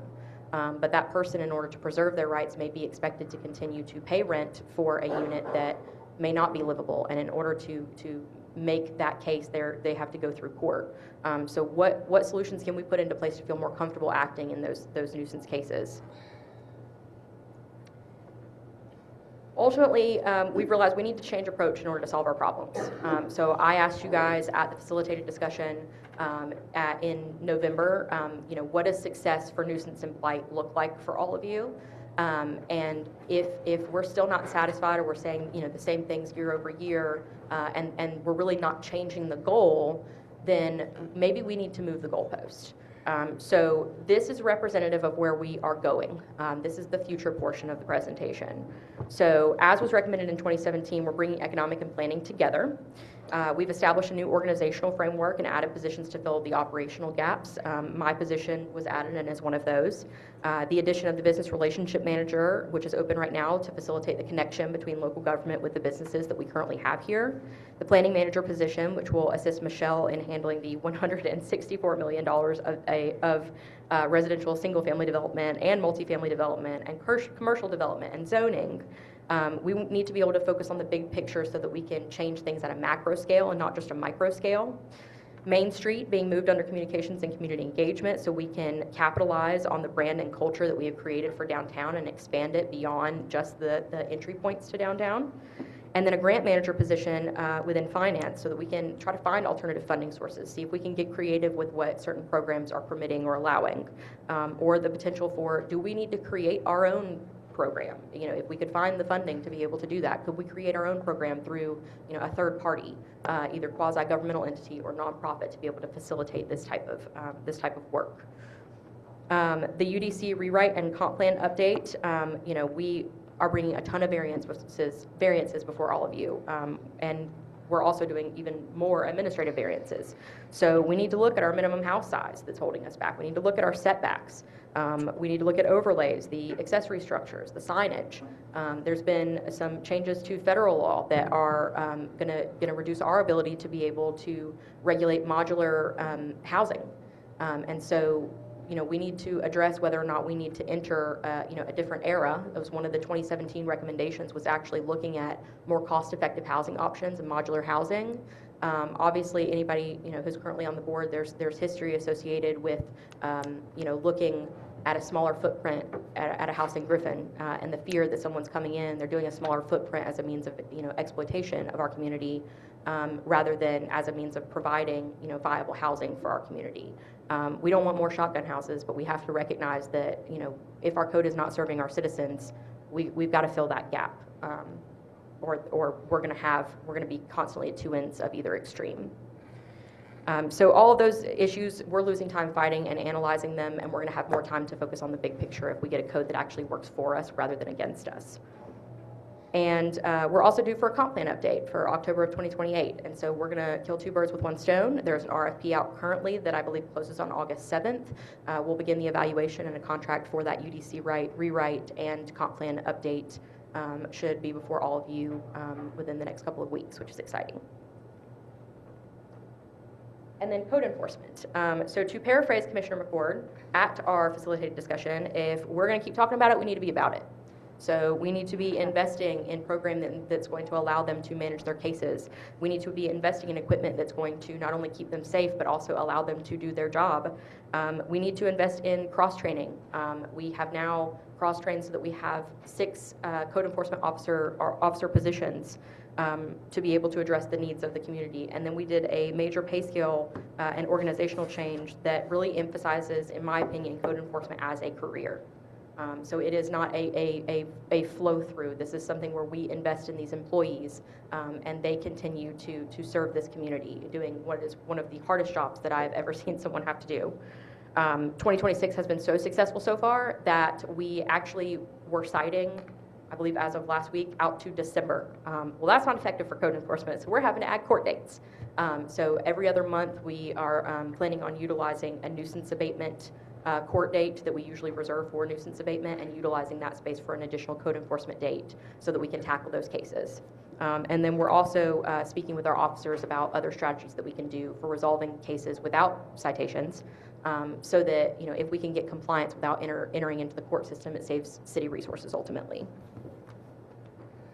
I was going to ask you a question about that, about how backed up are the court system, our issues or the citations, and how turnaround and how that works for us? For code enforcement, without adding the additional court date, they are backed up to December. The way that we have had to prioritize those is if we have someone that has urgent cases, then I'm making requests for the court to move it to July. But I don't believe that we've gotten out of here from a code court session that I've been in for the last 3 months before like 5:30. And that is with majority of the cases being resolved before it even gets up to a trial level. So that's not even a number of trials. That's just the sheer number of people that we're having to address issues with. But, you know, I like to tell everybody who comes in that we want compliance, not just fines. So at the same time, we've had some more unique solutions in the last couple of months. As an example, we had one woman who had her grandchildren in here with her, who had just strewn trash and wrecked her front yard, and she made them clean it up, and our officer showed photos. And generally I ask for the standard fine if someone's in compliance by court, because I don't offer them anything lower than what someone would pay at the window. And she had done such an impressive job with having them clean it up and bringing them into court to witness it that I told her the fine amount would be reduced to 0 if she could send me photos of them cleaning up the right-of-way, which has been completed. And so that was a way of really showing and kind of making a point that she was really creating community-oriented workers at the same time. And then we are also, our code enforcement are making lists of people who may be in need of assistance, who can't help themselves and who may not be able to deal with the trash or with the overgrown grass issue that they have. And we're able to put them in contact with some businesses who have reached out to us, who've said, hey, I want to be able to offer my services to assist someone, so if you can create a list and put them in contact with me, I'd appreciate it. And that's able to also resolve issues. So it's beyond just the citations, and we're wanting to continue those kind of creative solutions so that we don't have to keep having very long court days. Yeah. Okay, gotcha. Thank you. Nuisance abatement needs to be more strategic. I want to create a commercial focal point going forward so that we're maximizing on our resources. For the strategy, we also need to account for the fact that we are introducing and doing code nuisance.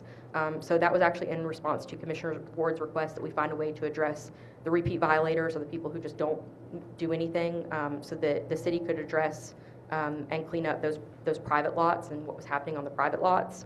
We did update our code to be able to do that, and these were the first 6 cases that we were able to take. This allows Public Works to go onto the property, cut the grass, and then assess those costs against the property itself. The only difficulty with that is that a lot of our repeat ones are already tax carousel properties that have already been through the nuisance process. So they're already not selling, and we're adding additional liens. So we are looking at the post-nuisance process. We want to find ways to collaborate with the tax assessor, DDA, and URA on judicial tax sales, which will shorten the right of redemption period, which is the time period between when someone purchases it at a tax sale and when it can be put back to an effective use, basically. And then prevent that revolving tax sale problem. And then potentially also create a policy for potentially reducing or waiving nuisance liens to facilitate the sales of property that have sat unproductive for an extremely long time. So could we reduce the amount of the lien that we have there so that we're not the ones standing in the way of these lots being developed? We're also needing to explore temporary housing options related to the nuisance program. So a lot of them are occupied units. A lot of times the residents, it's having a chilling effect because they're afraid of not having somewhere to live, and so they don't report a complaint that they have. And even though there's ways that the housing authority can address complaints or fears related to retaliation, it is a very different problem if they never come forward in the first place. And the city, I also live in fear if we're going to walk into a structure and have to have someone displaced overnight. I mean, it was very difficult with Ava Park. So if we have a temporary housing option, we could reduce that chilling effect. One of the things that we're considering and we're researching to see what other communities have done is potentially partnering with a nonprofit or a quasi-governmental entity where the city would provide funding for a temporary housing program where that nonprofit would lease a apartment unit for a year that would be exclusive to and open to people who applied through this program. If someone had to be displaced from their home because of the certificate of occupancy issue, they would be able to stay at least 29 days within that space. And so that could, in a lot of cases, potentially offer time to be able to resolve the issue for the rehabilitation, if it's, you know, a roof repair or something of that nature. But it would also provide, you know, a lot more security if we did have a landlord-tenant dispute that was ongoing. They would have somewhere that they could stay to be able to continue their court case. I'm not sure how feasible it is, but we're looking into it. We did speak with someone at Gaza, which is the Zoning Administrators Conference, who did code enforcement as a career and had a fantastic presentation. And she did something through her housing authority, so we've been speaking with Kim. Unfortunately, there's a lot of limitations when it comes to LIHTC projects that may make that not feasible. But we're exploring it, we're looking into it. It's going to be unique, and it will be very different than anything that we have ever done. All right, now I'm going to hand it off to Jeremy, who's going to talk more about economic development. Before you hand it off to him, what did we decide about chickens? About the chickens, the ordinance that would permit chickens failed. So the only permission within our code is for, I believe, agricultural uses that have to have 3 acres or more. So we don't permit chickens. Okay. Thank you, Kelsey, and welcome, Jeremy. Good morning. Let me adjust this here. All right. Economic development, we're considered to be facilitators. 60% of our time is spent working with the existing business, and 40% spent on recruiting new business. Here are some of the things on board here that we are asked to help companies with. First of all, site selection. People want to know what are the existing properties we have in town, if they're going to locate here or expand. We do a lot of marketing. We go to trade shows. We have our own trade show booth. We go to meet and greets. And don't tell anybody, but I have a cheat sheet of all the real estate developers and the contacts for the major retailers, so that helps out a lot. I know Commissioner McCord has asked me several times about certain businesses, and they have responded back. One of them has indicated they're interested, they just need to find the real estate. The other one just says we're not quite ready yet. But we keep going on that. If I may, and Sure. The position in economic development, my wife, kids, they ask me questions about restaurants, different things in our community. Why don't we have, who do we talk to? And I made a call to Jeremy, Mr. Stratton, about Whataburger. And voila, he calls out Whataburger, and we get Whataburger in our community. Jersey Mike's. I said, hey, these people keep asking me about these restaurants, all of these things, and to have someone on staff that you can call that does not mind making those contacts, reaching out to the people and letting them know about our community, bringing diverse eating options, oil changes, whatever it may be. It's just putting the initial ask out there, just what people may be thinking and wanting to see. Orange Theory, we'd love to see something like that, gym in our community. Not to compete, not bashing anybody else because salon fitness is the best, but when you put those things in the atmosphere and the opportunity that can come from that is just amazing. And I've just been so delighted working with Mr. Stratton when it comes to that. My wife, just the other day, had to stop at Ulta, and I sat in the car and sweated for a good 45 minutes because of bringing these kind of places to our community. So thank you from the McCoy household. Oh, appreciate it. We had one yesterday from Karen, a request, and we did reach out, and we did get a response back. So like you said, it's a start. It's a start.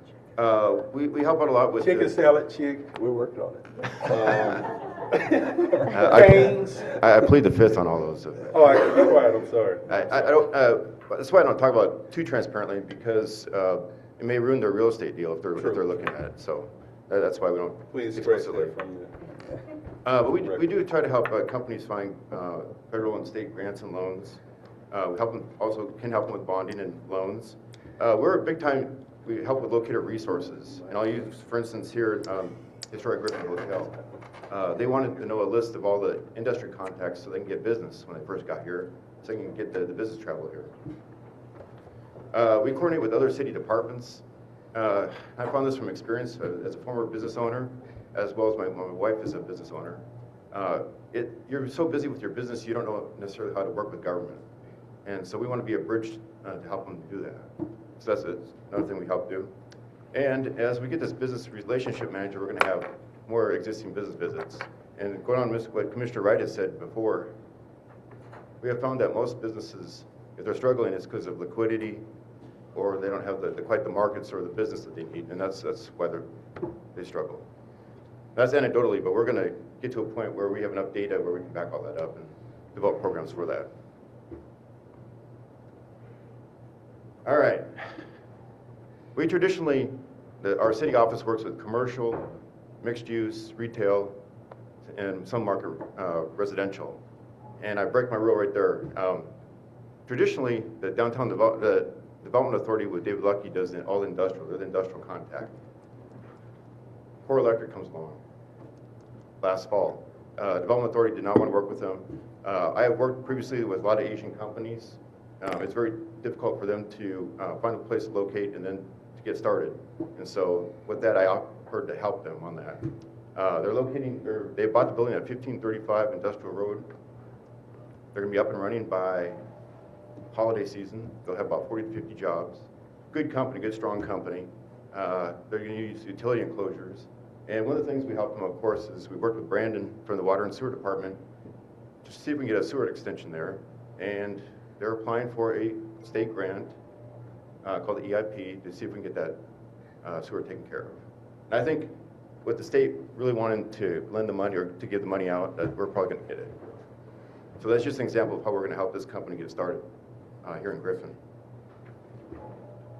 And the bottom left is what the facility looks like right now.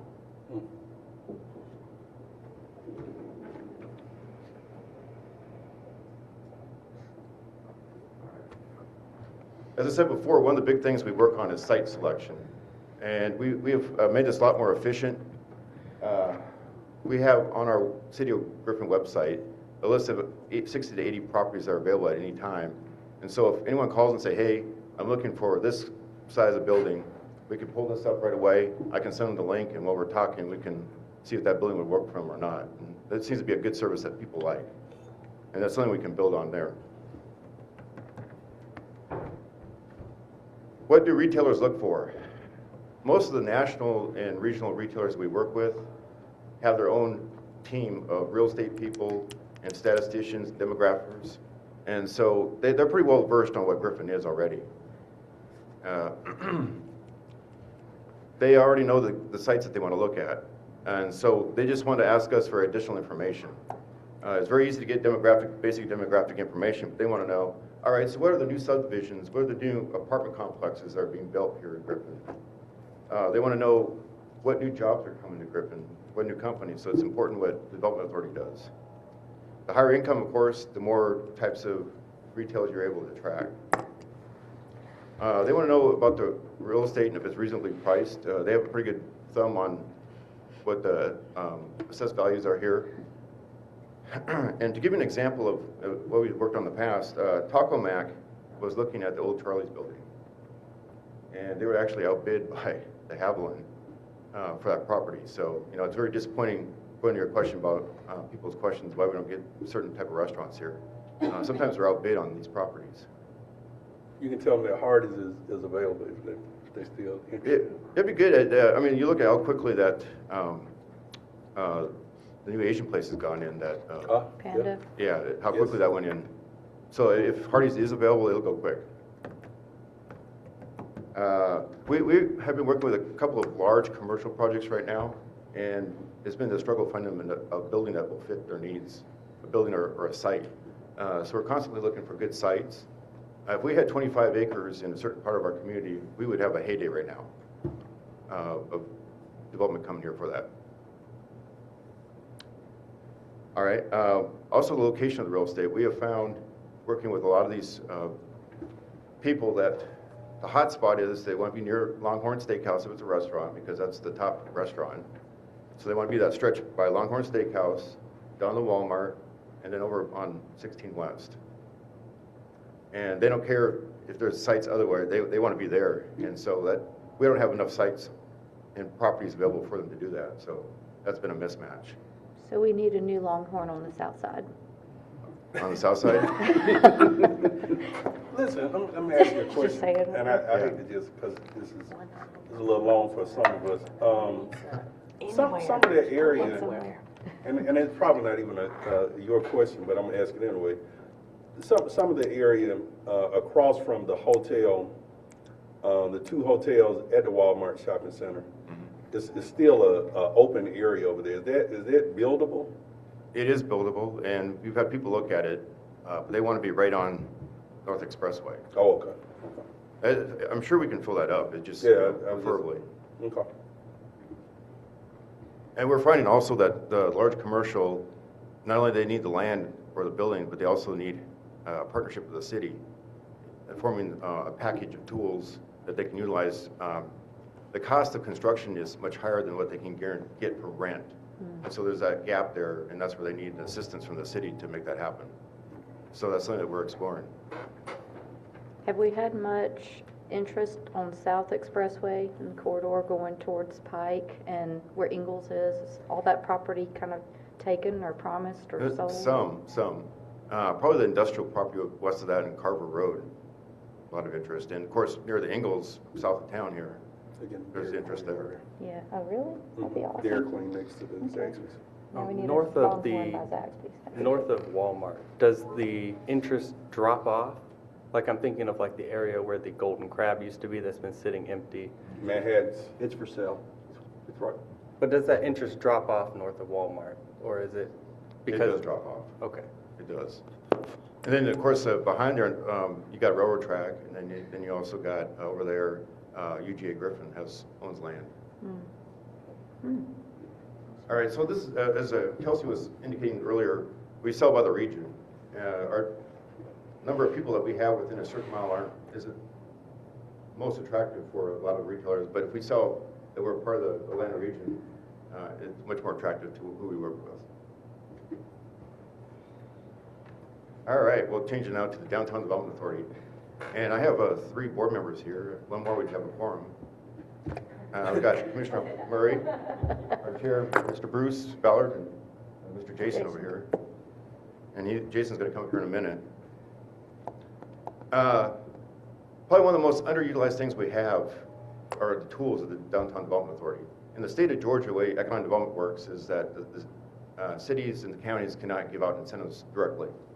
And so we have to, that's why development authorities and the downtown development authorities have been established to give a vehicle to offer these type of programs.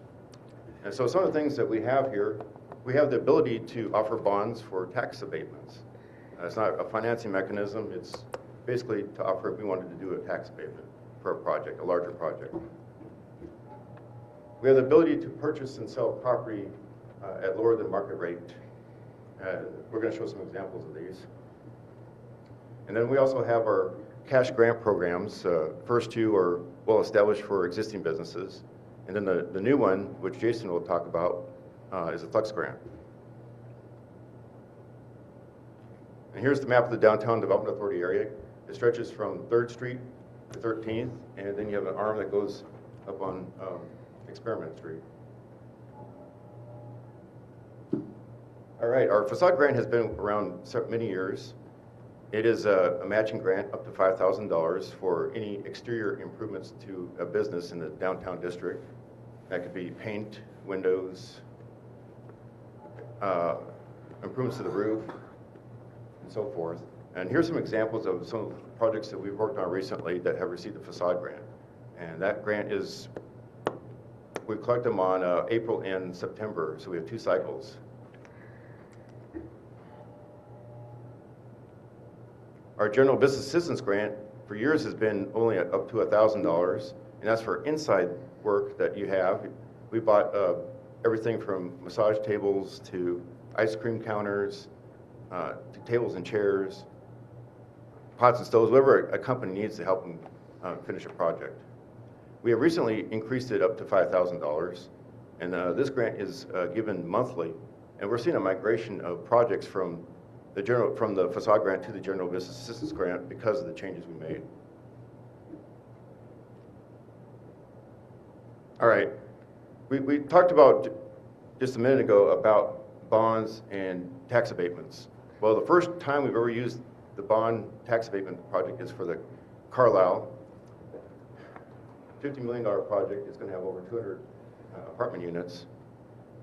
They are using tax abatement from historic credits for the first 9 years of the project. In year 10, they're going to get a payment in lieu of tax through us from year 10 through year 20. And it's a graduated, so they're not getting a complete abatement, they're getting a graduated abatement. So by year 20, they'll be paying full taxes. In order to do that here with these bonds is that they had to transfer the property over to the development authority, so we'll own the building during those years. It's kind of convoluted, but that's just the way that it works with the legislator. Here's an example of a building that the city had, and they transferred over to the Downtown Development Authority, and we're able to give this to Southern Social for $1 in exchange for investing and keeping a restaurant open for 10 years. And if they don't, we do have a clawback that they owe us some money for that. And here's been a very successful project to date. All right, turn over to Jason for the Flex grant. I'm not going to put him in a position of bragging on himself, so I'm going to brag on Jason. So the Flex grant that he is about to present was, do they call it a capstone? Yeah, it was the capstone for his certified downtown professional course. So he is now a certified downtown professional. I believe the only one that we have. And this capstone project, the creation of this Flex grant, is project. We already had projects in mind for being able to do this. A lot of the projects that you've seen from our collaboration with the Housing Authority, as you can tell from Jeremy's presentation, the DDA has been able to do that sort of on the commercial side for being able to bring the economic development component on top of the residential. And the Flex grant is something that is going to be completely needed to be able to facilitate that type of investment.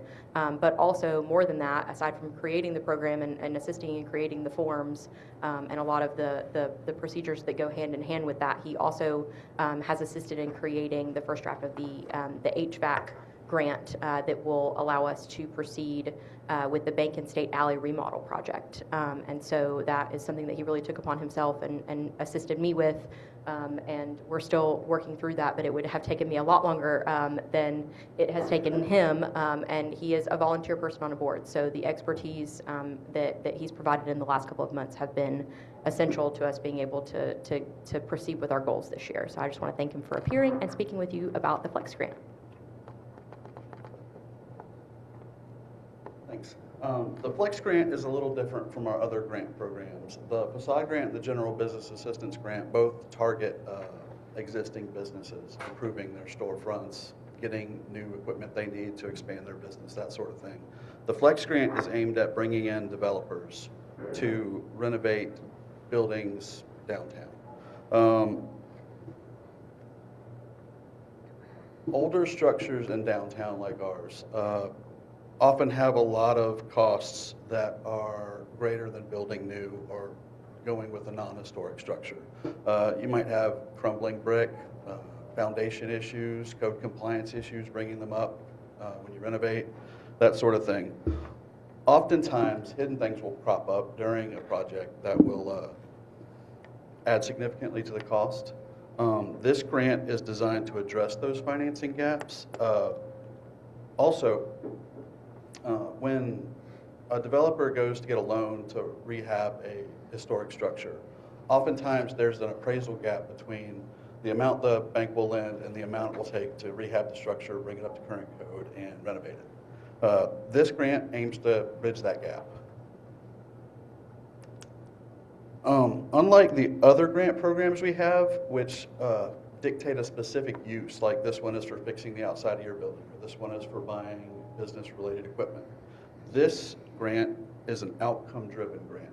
It looks for 4 main things that are based on the Main Street redevelopment model. It looks for projects that project a significantly higher local tax generation, create a substantial number of permanent high-quality jobs, formally agree to take on, stabilize, and rehabilitate key large-scale blighted or vacant properties within the district, and feature high-density mixed-use development that directly integrates both commercial spaces and downtown housing units. We went ahead and set some goals for this grant of what we would like it to achieve over the next 3 years. The reason there's a 3-year timeline on these goals is because these development projects take time. None of them happen overnight. We would like to activate 25,000 square feet of unused space. Think Northside School. Northside School is nearly 20,000 square feet on its own. We want to create 25 housing units, and we want to create at least 25 full-time equivalent jobs. The core concept of this grant is that it is a 10% grant.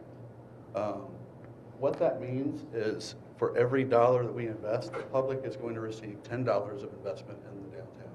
So this is important for a couple reasons. One, if we have a large development project and we come to you and need money, we want to show you that you're going to get a 10-to-1 return on investment. And the other reason is because we really need to bring in developers to rehab these larger structures, and we need an incentive program to bring them in. So, do you have any other questions about the grant? Jason, since I'm already on the DDA with you all, are we planning this to be like the April, September type thing, or once a year, or how, have you thought about, or how are we going to run that? Or? Well, this is a significant amount of money, right? This is 10% of any project over $500,000 would qualify as long as it meets those criteria. So it could potentially be hundreds of thousands of dollars for a grant. I don't suspect that we'll do more than one of these a year, just based on our budget. I mean, it's certainly possible. I would love to have an opportunity to develop more than one big project downtown a year, but until we raise the tax base and the TAD and get more money, we'll have to deal with what we have. And the $50,000 will come from the TAD funding that the city allocates to the DDA, is that correct? That is correct. Yeah. I like it. Congratulations too for the certification that you got, your designation. But when you chose this, are you leading the field, or is this something another community has done? Or I've never heard of it, so this is great. I'm just curious on how you.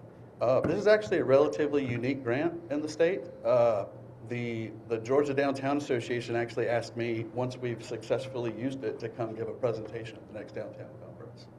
So hopefully we have a little success here with the project we have going on, and we'll be able to show it to the rest of the state.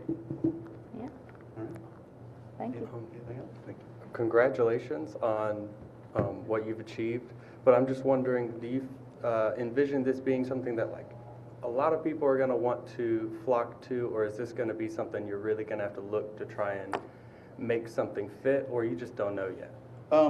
Well, we looked at, for one of the example projects we looked at when we developed this grant program was Northside School, because it is a priority of this commission to get that developed, and it's in the Downtown Development Authority area. So it was definitely a model for this grant. You know, setting the minimum $500,000 investment, it definitely limits the projects this can be used for, but that's by design, you know, because we don't have the funding to give out $100,000 grants to 5 people. We might be able to do 1 or 2 of those with our current budget, but not many more. So this is aimed at attracting developers to high impact projects like Northside School, or fixing up a 5-story building downtown that's been vacant for 20 years, you know, things like that. Thank you. Thank you, Jason. Thanks.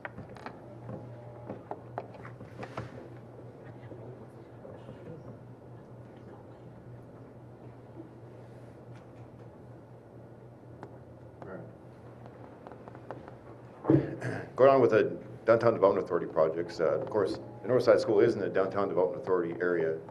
We do have an active project that is very interested in that. And here again, it's going to take some tools that the DDA can offer to bring us across the finish line. I've used these different DDA tools in 2 other textile communities that I've worked in. And it really has made a substantial difference in getting these projects done and making a difference in how the community redevelops. So I stand behind these things. It takes several years, but man, it's amazing at the end of what you're going to see in improvements. All right, this has been a 4-year odyssey. Met with the Marriott people about 4 years right now. We looked at 35 sites in the city of Griffin, and we get back to historic City Hall, and the guy from Marriott says, I like the site next to your office. That's where I want to go. And, how come you didn't show me that? And I said, well, I didn't know it was available. That just saying that's how the whole odyssey began on this thing. And he says, we want to be downtown so we can have access to all the restaurants. People do not want to get in a car and go somewhere. They want to be able to go and enjoy a meal and have a few drinks and then walk back and have no worries. So that's the whole premises of the whole thing. They helped us identify 4 different developers that they have sanctioned to have done actual Marriott projects to look at our area. And we interviewed them, and you were in the process as well. And we selected one, and you selected a very good one. They have done sites in Charlottesville. They've done some in Concord, North Carolina. They have one over in Peachtree City. So they're doing really well. All right. Marriott is requiring that they need to start breaking ground at least by next quarter or first quarter of 2027. So they're within that envelope right now. We're hoping they meet that. They're diligently working on their site drawings. They've submitted 1 round to the city, got comments, and they have to submit it back to Marriott. And there's a whole process there. Marriott may take 60 or 90 days to get a response back, but that's what we're going back and forth on that, so they can finalize that. They're going to do a combination of financing through a bank, about 70%, and then 30% from local investors. There's people actually here in Griffin that are going to invest in this hotel. So that's pretty exciting. And right there is the latest rendering of what they're looking at right now. They wanted to blend in with the development around the area there, so that's why they came up with that. All right. In conjunction with that, in September, we're going to be doing an RFQ for the Broad Street properties. The whole idea is to have something that will work well with the hotel, but also be a complete asset for the community. So we're going to send this out to over 200 people to take a look, and hopefully the feedback we get will tell us what would be the best way to go about developing this area. So the Downtown Development Authority is going to go through a whole process to interview these people and to analyze it before any decision is made. The whole decision is going to be made is going to be based on what is best for here at Griffin for moving it forward. All right. And if anyone has any interest in submitting, by all means, it's open to everyone to submit.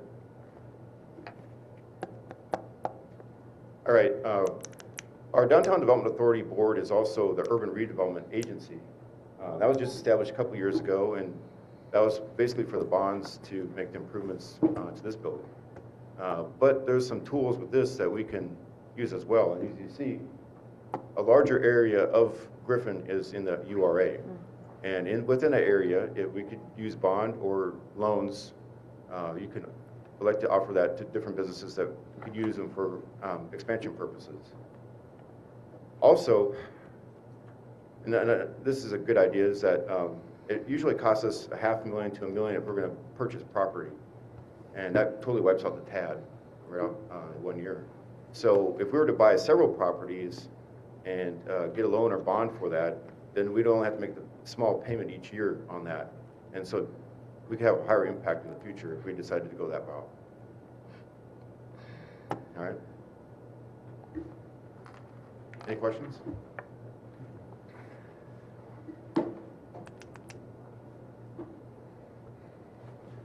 Thank you, Jeremy.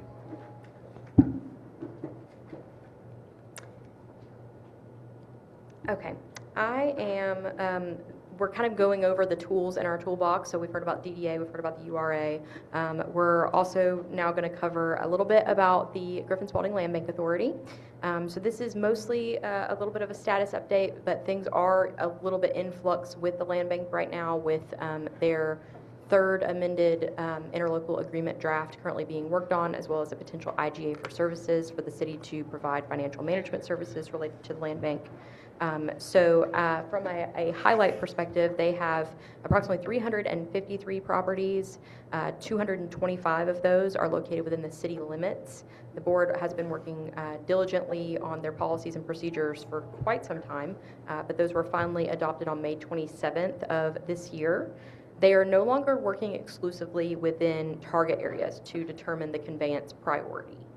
So they are not just saying we're only going to do a right of redemption that is located in this one particular area. They are still offloading their properties that are already under contract and were previously under contract.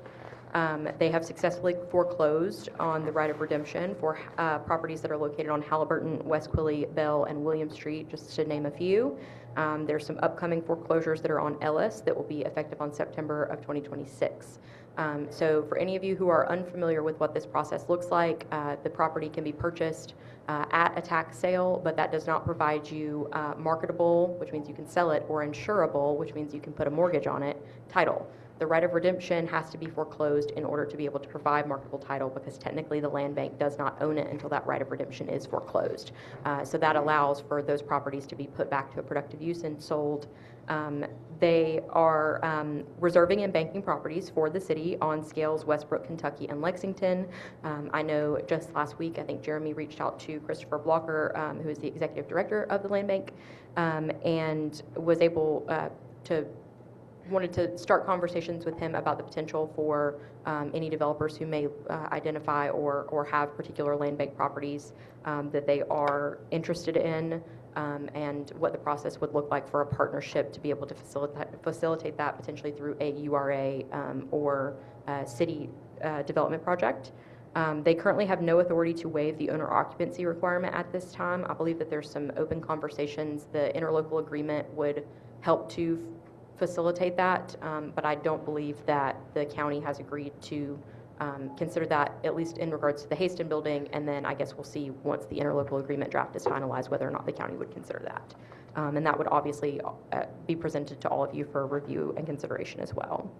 And then currently there is an RFP for the Haston building located at 522 Meriwether Street that is back out, and it closes on September 28th. And so they will begin the review process for people who are interested in doing a development proposal for that project and that site.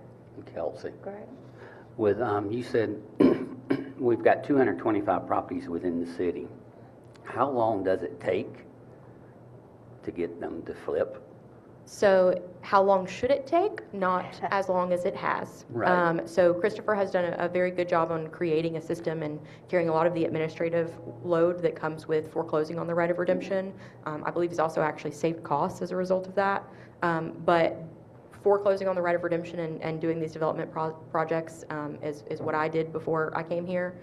In unique cases, when I was doing it, sort of in the midst of COVID, it may take me 6 months to be able to actually finalize it and get something all the way through. Christopher, do you happen to have a timeline for how long it's taking you on average now that you're doing them? Probably 6 to 8 months. About 6 to 8 months, yeah. So how long are they sitting in the land bank?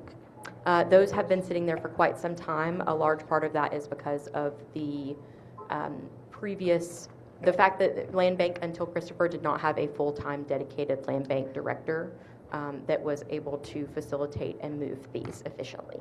So we're hoping to be able to get rid of these quicker now. Yes, that would be the goal.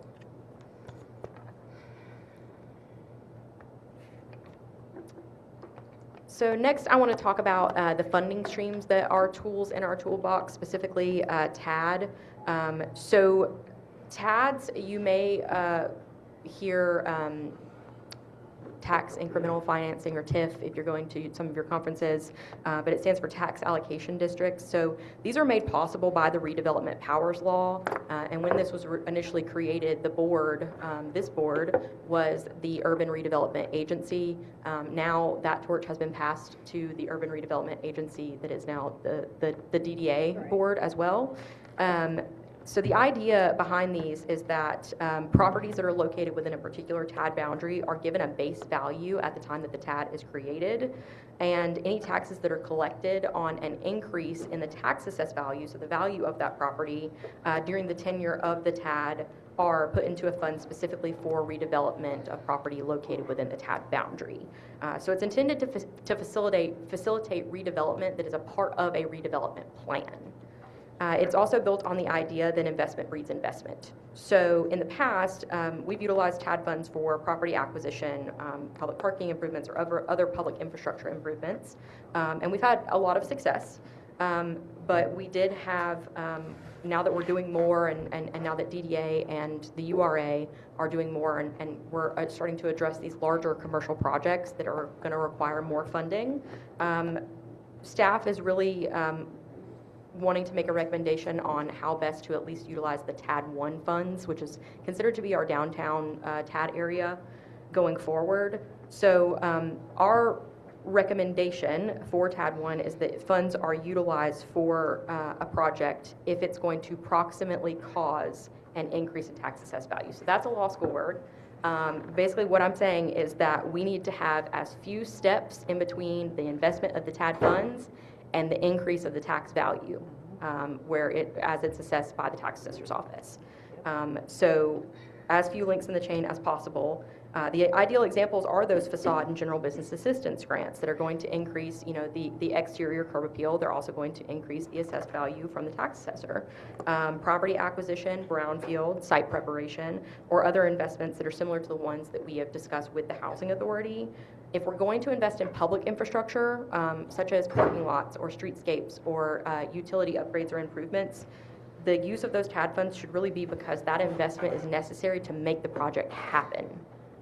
So if they're looking for an sort of a buy-in from the city, is that something that we could utilize, the flex grant for? Obviously, the idea would be that would be funded through TAD funds, but we don't want to layer and just do a public parking lot for a public parking lot's sake. I do think that results in an increase in tax assessed value, but there's too many links in the chain between a public parking lot investment and a property next to that public parking lot having an increased value.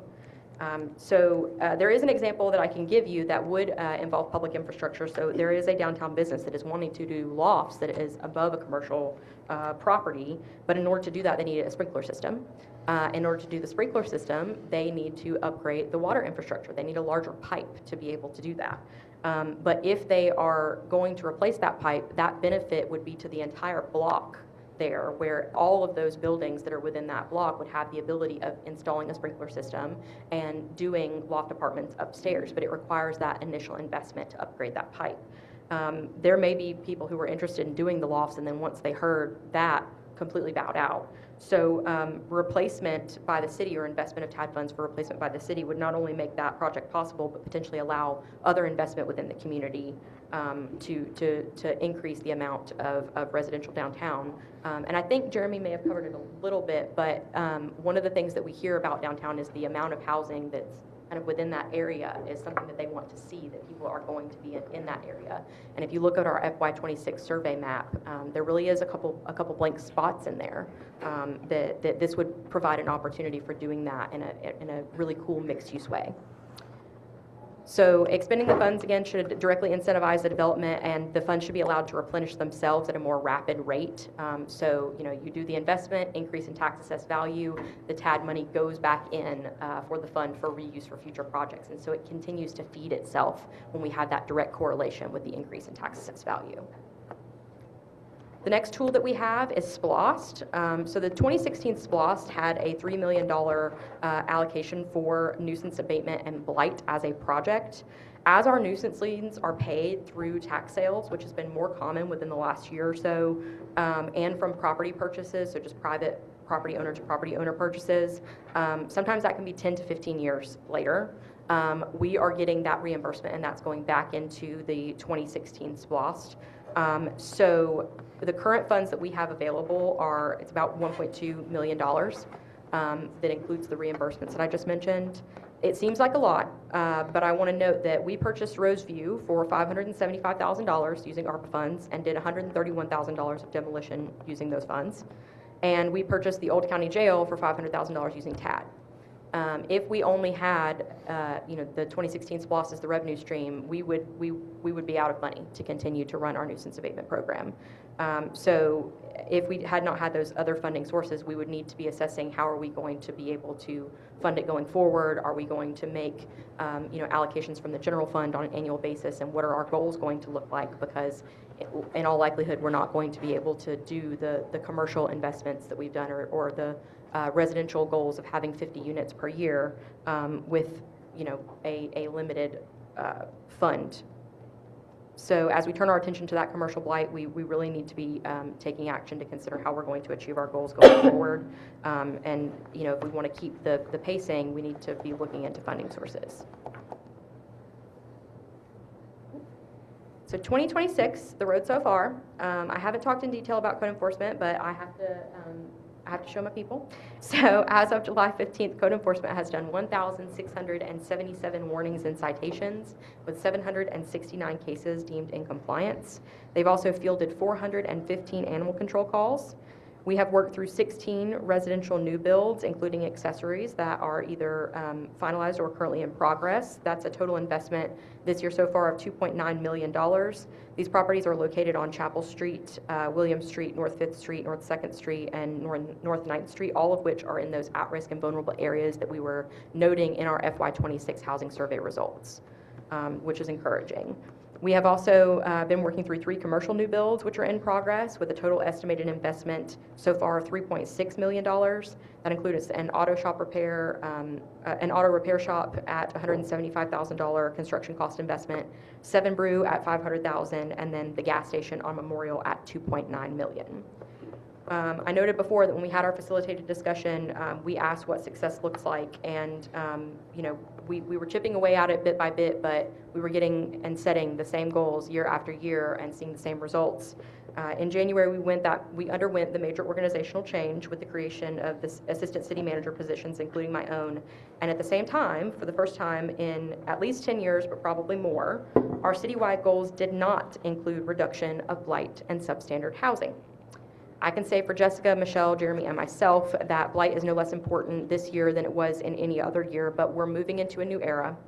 We're shifting the goalposts forward. We're redefining what success looks like for staff in terms of both development, residentially and commercially, and then the quality of life for our citizens and the services that we're able to offer. This was made possible because of the commitment of this board, Ms. O'Connor, Drew Whalen as city attorney and DDA's attorney, the Griffin Housing Authority under both Kim and Bob's leadership, Land Bank, and the rest of the city staff who have made all of this success possible. So I really want to leave off on saying that sometimes we can stay so focused on where we were. We really need to acknowledge today in looking at all of this that right now I firmly believe we are where we wanted to be in 2017. So, as we transition into it, we need to give ourselves a pat on the back and then we get back to work. So I hope you know and you've seen that we're not done and we're going to keep moving forward. Although it is a last note, I do want to note that we do have and have executed the IGA for a SPLOST referendum for 2026. The projects that are proposed are in direct response to the growth that we have discussed today. So fire and public safety facilities and equipment are essential to meeting the demand that has been created by that growth, both commercially and residentially, including the proposed units that would be added that would put us over 11,000. And these projects also include the transportation improvements, which are also necessary when you experience that type of growth. There's also a proposed project for nuisance abatement and blight, just as there was in 2016, with a proposed allocation of $3 million once again. The only other source of revenue to fund those projects would be the general fund or financing options, which would be paid incrementally from the general fund. That would not necessarily be an option for the nuisance abatement projects. They would have to be done through general fund with a more limited scope of what we're able to accomplish each year. Just wanted to make sure that we went over all of that, and you guys can see that we aren't just developing and not keeping in mind on the future. We are recognizing that we have needs that we're going to need to discuss on how we're going to meet those going forward. Thank you all for everything that you have done and everything you've accomplished. Thank you, Ms. Carden. Yeah. Are there any comments or statements that any board members would like to say at this time? I'd like to make a comment. I didn't think that we could have a presentation as in-depth as the police department and bringing forth some new knowledge, things that we didn't know about. And when you heard the police departments, you just say, hey, that's the most important department in the city, and you know, that's all we need to hear from is the police. But after hearing this morning, learning about Mr. Chance and stuff that he's doing with Development Authority, becoming a professional development, professional stuff that Mr. Stratton does that I still didn't even know about today, just even more stuff. And holding back my emotional part, what Kelsey talked about, Ms. Carden talked about the housing in our community. When you look at McNeely projects and what it is today, those children starting school on next Monday. I mean, it full circle that every department is important. The work that we do, the work that you guys are doing, that we vote on, but it is so important to the place that we live, that we call home, for everybody, not just a certain side of town, but these decisions affect everyone, whether you live in a $300,000 home or if you live across the street from Moore Elementary. You know, it's just the impact of the work, the impact, and it makes you feel good about what you do, about coming to these meetings, about being a part of this, why you want to be a part of it. Ms. Ward and I have, for years, just wanted to do whatever we could to support our communities, and we at times felt as if parts of our communities were being overlooked. But when you see the investments, when you hear the numbers, when someone says they're going into, and I use the names that I know, the Regency, and turning the Regency around, turning, hell, even downtown. You take Edgewood Avenue. Edgewood, Lincoln Road. Lincoln Road. When I was looking at, you call it Lincoln Road, I call it Carver Heights. I lived in Carver Heights. And when you look up and you see that the Housing Authority is making an investment in these communities, in these type of properties, it does become full circle. It does come full circle, that you see where we once started, and now we're actually beginning to see the fruit of that we have people who are dedicated. As you said, code enforcement is not just someone coming to work at a local McDonald's. It's actually a career of people looking at it and seeing how it changes the lives of the people for the entire community, because we're no better than the less of us. So if they're struggling, we're all struggling. So I want to be a part of a community where diversity is welcome. I want to be a part of a community that the people who work here are emotional about it, feel strongly about it. And when we make decisions, it's not to, hey, we want to go and displace people and put them on the street just for no reason at all, because we can. But we're doing it because we're trying to better the lives of all of the people in this community. And with doing that, it makes Mr. Stratton's job easier to bring new businesses that want to come and relocate to our area. With what the chief did a few weeks ago, that people know that we're out here trying to make our city safe. We want to be a community for everyone, because unlike other cities, our city is very unique, very diverse. From where we were from the 70s when I was born to where we are now, and just seeing the efforts being made by the staff, the people who are actually executing this work, it just means a lot to me. And I don't want that to go by and nobody, thinks that I, for one, don't appreciate it. So I just want to thank you guys from the bottom of my heart, and I'm sure when the next department come up, I'll be feeling the same way. But for the last two, it means so much to bridge all of this together. And you see in the very last slide how all of this comes back to our SPLOS and our future and what we're trying to do for Griffin and Spalding County. So thank you from Rodney McCord. Thank you, Mr. McCord. I would like to make Yes. one small comment, Yes, just to add to Commissioner McCord. I would like to recognize our code enforcement, and I realize with all the jobs that they have to do today, they couldn't be here, but they're obviously a new a group of faces from when I started my career here. So I will say during my first term as an elected official, that's probably one of the areas I had the most complaints on.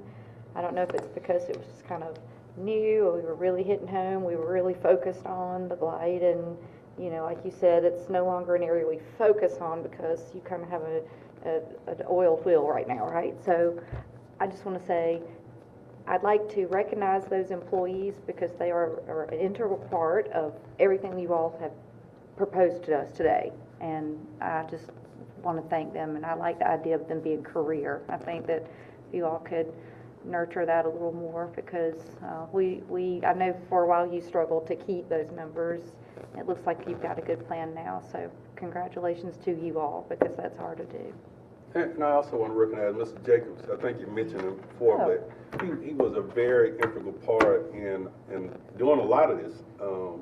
He always had an eye for trying to make things work. He was not a guy who was just sitting there and to tell someone no, and to see some of the stuff. And I'm glad he showed up this morning, because see a lot of stuff that he started and then for whatever reason left us. I'm trying to follow that money, but to see him here this morning and that we can give him a few flowers as well. So thank you.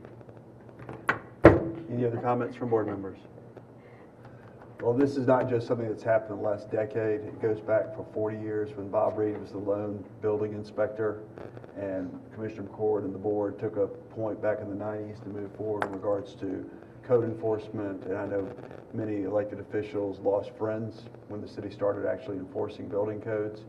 And this is a process that took over a century to get where we were, and it's already taken us a good 40 years to get where we are today. And I'm excited about the opportunities. There are many areas that we still have to redevelop, from Edgewood Avenue to finishing up Lincoln Road to the Spring Hill area there. So as we continue to move Griffin forward, the team is amazing, and we're very proud of what you've accomplished, and look forward to another great report. One last comment. Yes. One last comment. And kudos. Everybody serves on boards. We all have a board appointment or board appointments, and it wouldn't be right for me to sit up here and not acknowledge that Ms. Ward has been on the Housing Authority. I want to say since, I know I was at the bank when she was on there with Lee. The House Authority says about 2004. Since 2004, and I was, and her liaisonship, participating. She introduced me to Mr. Dole, and again, another person who was just willing to, let's figure out how do we get this done, how do we make it happen. Just because it's Griffin, it does not have to be like this. When you look at Meriwether Homes, my mother lives at 9 Oaks. So when you look at these areas and you see the impact, and Ms. Ward serving on that board faithfully, traveling to New Orleans, wherever they have to go, she has been there. So it's everybody. It's not just one person that's doing it. but it's everybody being involved and just seeing this stuff through and being someone who loves this community and seeing that, it means the world to me. So I didn't want to leave that out. Good job. I almost included a nice photo of the two of you. I didn't find it until last night when I was trying to do a little bit more research for my notes on the Housing Authority, and there's a photo where you're like off to the side, like you don't even realize you're in the frame, but it was at a ribbon cutting. I think it was for the Iris, but it was, I almost pulled it and put it in here last minute, so. Thank you. All right. Anything else? Great job, Thank the whole you. team. Thank you. So, anything else before we go to executive session? Okay. So, item 2 is consider executive session pursuant to OCGA section 501421 for the purpose of consulting and meeting with legal counsel pertaining to pending and potential litigation, settlement claims, administrative proceedings, and other judicial actions brought or to be brought by or against the agency or any officer or employee, or in which agency or any officer or employee may be directly involved in pursuant to OCGA section 50143B1B for the purpose of authorizing negotiations to purchase, dispose of, or lease property. Do we have a motion to go to executive session? Motion. Second. Commissioner Fuller with the motion, seconded by Commissioner Cynthia Report. All in favor, please signal by joining our meeting. Thank you.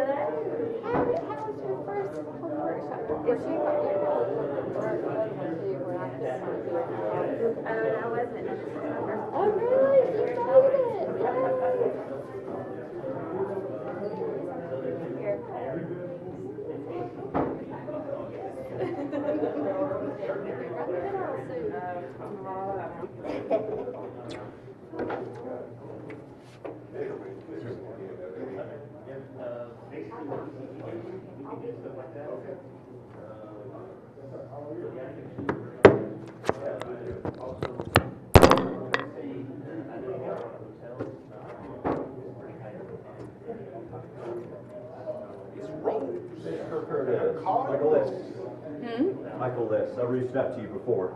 I'm with Three Bulls Capital, Three Bulls Property Management. We're very active in your district. Oh, you really? Very, yes.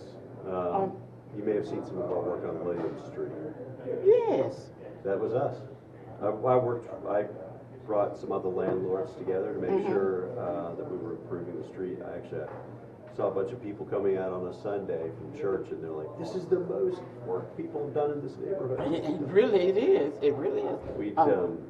That's kind of the last frontier for us. We've renovated a lot of homes over there, I'd say over 100 that are in your district and in yours. Hello, Commissioner Ward, Michael Liss. Nice to meet you. You too. Pleasure. I'm the founder of Three Bulls Capital and Three Bulls Property Management. Okay. So, but we're districts 1 and 2 are where we've done the most amount of work. Thank you, man. Thank you. Thank Yes, you sir. for having Hope me. you enjoyed. Thank you. Now we've, I'd say we've renovated, we've deployed almost $20 million into the neighborhoods to improve the quality of life for people over there. And I'm loving it. Look, hit me up again. I gotta end this executive meeting. Yeah. But We should grab lunch. We should have lunch. I'd love to talk about some strategies so we can keep it going. We're proud. We've kept 80% of the tenants that we've had over there, and I would love to convert every single one of ours to a homeowner if we could. We're gonna do lunch. Let's do lunch. Let me know. I'll shoot you an email just to refresh, but Yeah. I'd love to collaborate and figure out how we can help some people. Awesome. Thank you. Yeah. You nice have a to good see day. you. Thanks.